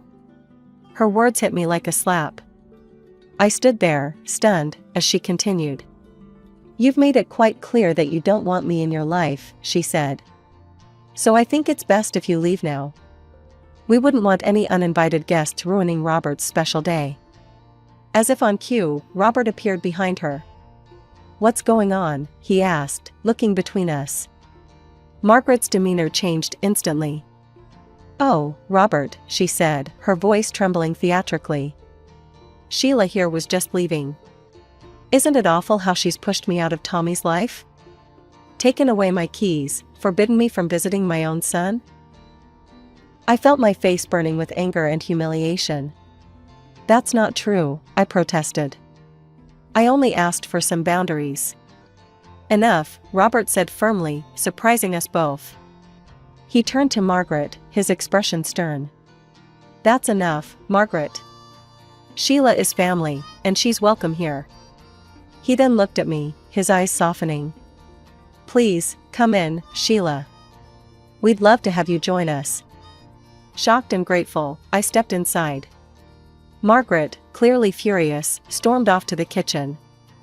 As I followed Robert into the living room, I could feel the eyes of the other guests on me, curious about the scene they'd just witnessed.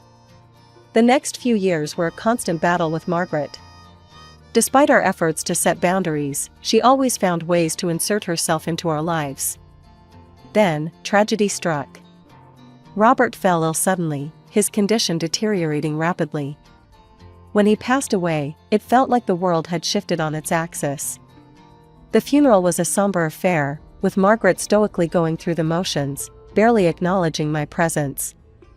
After the service, Robert's lawyer, Mr. Thompson, a kind-eyed man who had been his close friend, approached us. "Mrs. Walker, if you and your son could join me in private?" Mr. Walker left some specific instructions regarding his will. When they emerged, the atmosphere had changed drastically. Margaret looked pale and shocked, while Tom seemed confused and conflicted. As we drove home, Tom finally broke the silence. "Dad left everything to me," he said quietly. "The house, the savings, everything. Even Mom's house." I was stunned. "What? But why?" Tom shook his head. "I don't know. The lawyer didn't explain." At that moment, I remembered Margaret's reaction.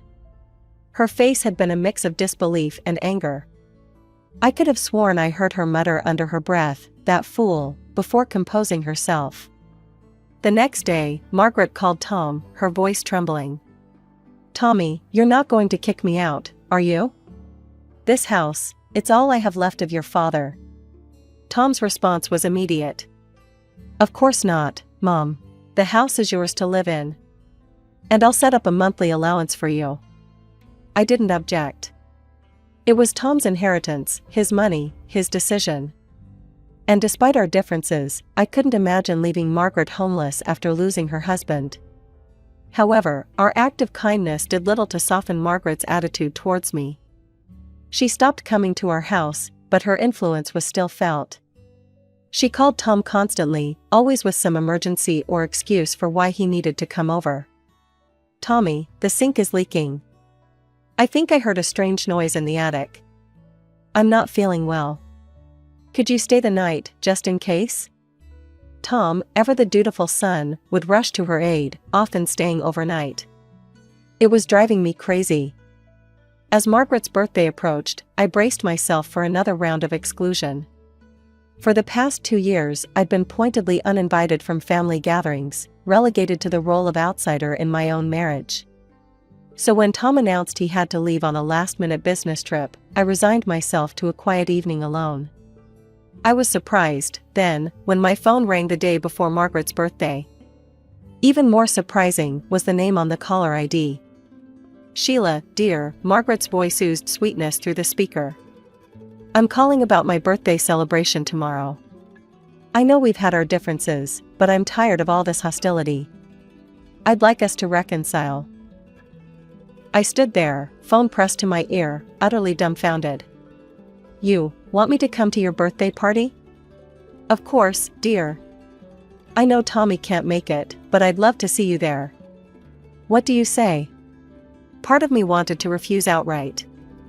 After years of snubs and barely veiled insults, why should I believe this sudden change of heart? But Margaret's voice sounded so sincere, so genuinely warm, that I found myself wavering. I suppose I could stop by, I heard myself say. Wonderful, Margaret exclaimed. It's at the Willow Creek Country Club. I'll see you at 7. The next evening, I found myself driving to the country club, a carefully chosen gift and a bouquet of flowers on the passenger seat beside me.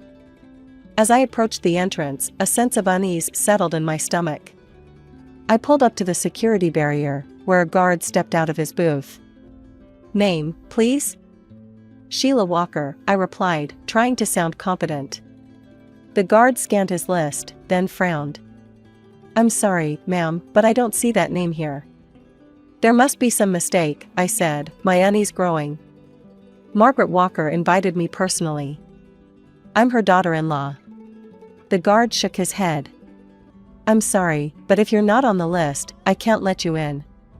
It's a private event. Flustered, I got out of the car and pulled out my phone and called Margaret. After a few rings, she picked up. Margaret, it's Sheila. I'm at the entrance, but they won't let me in. A few minutes later, I saw Margaret approaching the barrier, surrounded by a group of well-dressed guests.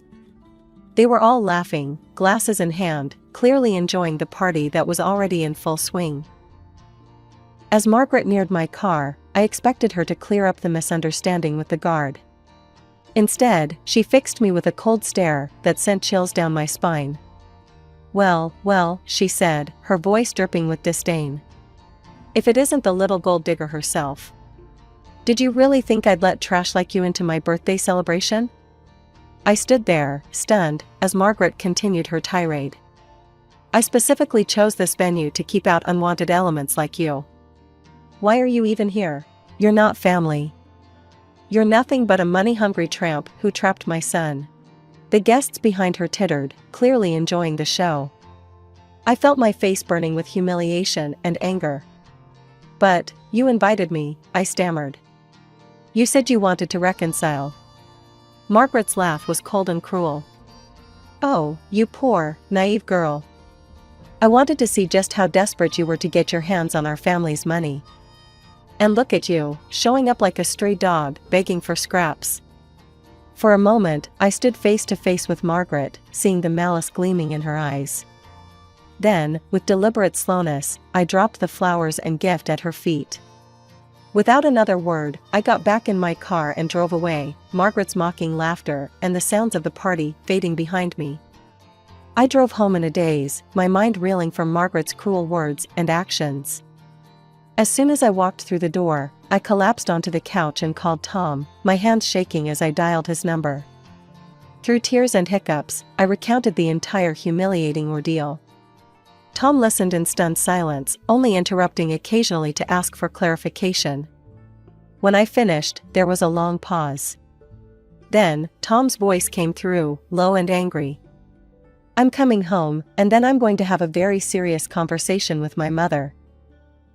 True to his word, Tom was on the next flight home. When he arrived, he held me close, apologizing over and over for his mother's behavior. Then, with a determined look in his eye, he picked up the phone and called Margaret. I could hear Margaret's voice, shrill and defensive, through the speaker. But Tom's responses were calm and resolute. "No, Mom. This time you've gone too far. I don't want to hear your excuses.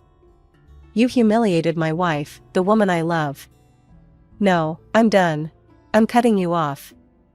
No more allowance, no more help. You're on your own." For a week, we enjoyed a peace we hadn't known in years. No frantic calls from Margaret, no emergencies requiring Tom's immediate attention. It felt like we could finally breathe. But of course, it couldn't last. One afternoon, there was a knock at our door. When I opened it, I found Margaret standing there, her eyes red and puffy, her appearance disheveled. "How could you do this to me?" she wailed, pushing past me into the house. "I raised that boy. I devoted my entire life to him. And now, because of you, he's left me with nothing. No money, no support. I can barely afford to eat." She paced the living room, her voice rising hysterically. "It's all your fault. You turned him against me. You're the reason Robert disinherited me. You've ruined everything." I tried to interject, to defend myself, but Margaret was beyond reason. She continued her rant, tears streaming down her face, until she finally collapsed onto the couch, sobbing uncontrollably. After a few minutes, Margaret composed herself and left without another word, leaving me standing in the middle of the living room, confused and conflicted. As the door closed behind her, I made a decision. I needed answers, and I knew just who might have them. The next day, I found myself sitting across from Robert's lawyer in his office. The room was warm and inviting, with shelves lined with law books and framed diplomas on the walls. Mr. Thompson looked at me with kind eyes, his hands folded on the desk between us. "Mrs. Walker," he began, "I understand you have some questions about your father-in-law's will?" I nodded, taking a deep breath. "Yes, I do. I need to understand why Robert left everything to Tom and nothing to Margaret. It just doesn't make sense." Mr. Thompson leaned back in his chair, a conflicted look crossing his face.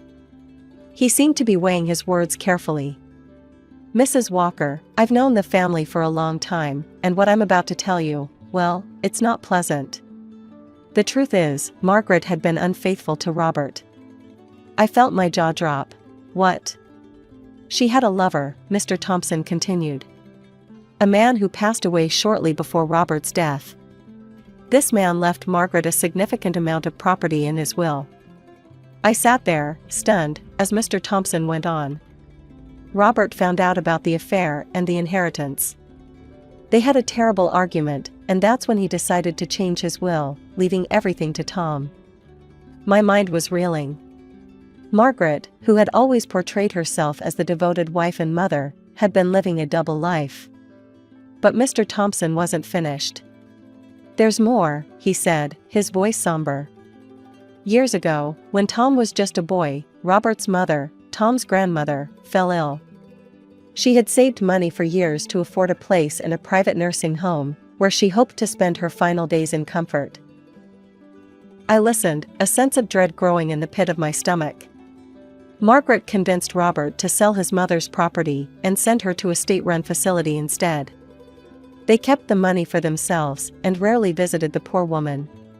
She passed away not long after, alone and neglected. I felt sick.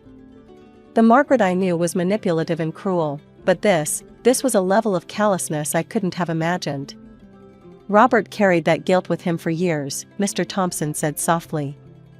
I think changing his will was his way of trying to make things right, to ensure that Margaret couldn't do to Tom what she had done to his mother. As I left Mr. Thompson's office, my head was spinning. The woman who had accused me of being a gold digger had been the real predator all along, pursuing her own interests at the expense of her family's well-being and happiness. That evening, when Tom came home from work, I sat him down and recounted everything I had learned from Mr. Thompson. Tom listened in stunned silence, his face a mix of disbelief, anger, and profound sadness. I can't believe it, he said when I finished, his voice barely above a whisper. All these years, she's been lying to us, manipulating us. We stayed up late into the night, talking through the implications of these revelations. Tom was devastated, but also resolute. This ends now, he said firmly. We didn't have to wait long for Margaret to make her next move. A few days later, she showed up at our door, all tears and pleas for help. Tommy, she began, her voice quavering. I know you're angry, but please. I need your help. I have nothing left. Tom's face was like stone as he replied. That's not true, is it, Mom?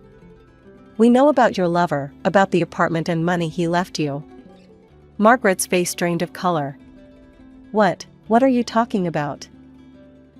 Drop the act, Tom said, his voice cold. We know everything. About your affair, about what you did to Grandma. All of it. Margaret's demeanor changed instantly. Gone was the pitiful, pleading woman. In her place stood someone I recognized all too well, calculating, angry, ready to lash out. How dare you, she shrieked. After everything I've done for you. You ungrateful, selfish boy. Tom didn't flinch. Ungrateful? You're right, I am. Unlike you, I won't be sending you to a state nursing home to die alone. Margaret recoiled as if she'd been slapped. Tom continued, his voice steady, I'm selling the house. You need to leave. Use the money and property your lover left you, and stop trying to deceive and use everyone around you. Margaret's indignant screams could probably be heard down the block, but Tom remained unmoved. He gave her a deadline to vacate the house, and true to his word, he sold it soon after. We later learned that Margaret had moved into the apartment left to her by her lover, evicting the current tenants and having to pay a hefty sum for breaking their lease. She tried calling Tom a few times after that, alternating between tearful pleas and angry accusations, but we stood firm in our decision to cut ties. As the dust settled from this tumultuous period, Tom and I found ourselves looking toward the future. And what a future it was shaping up to be. I was pregnant.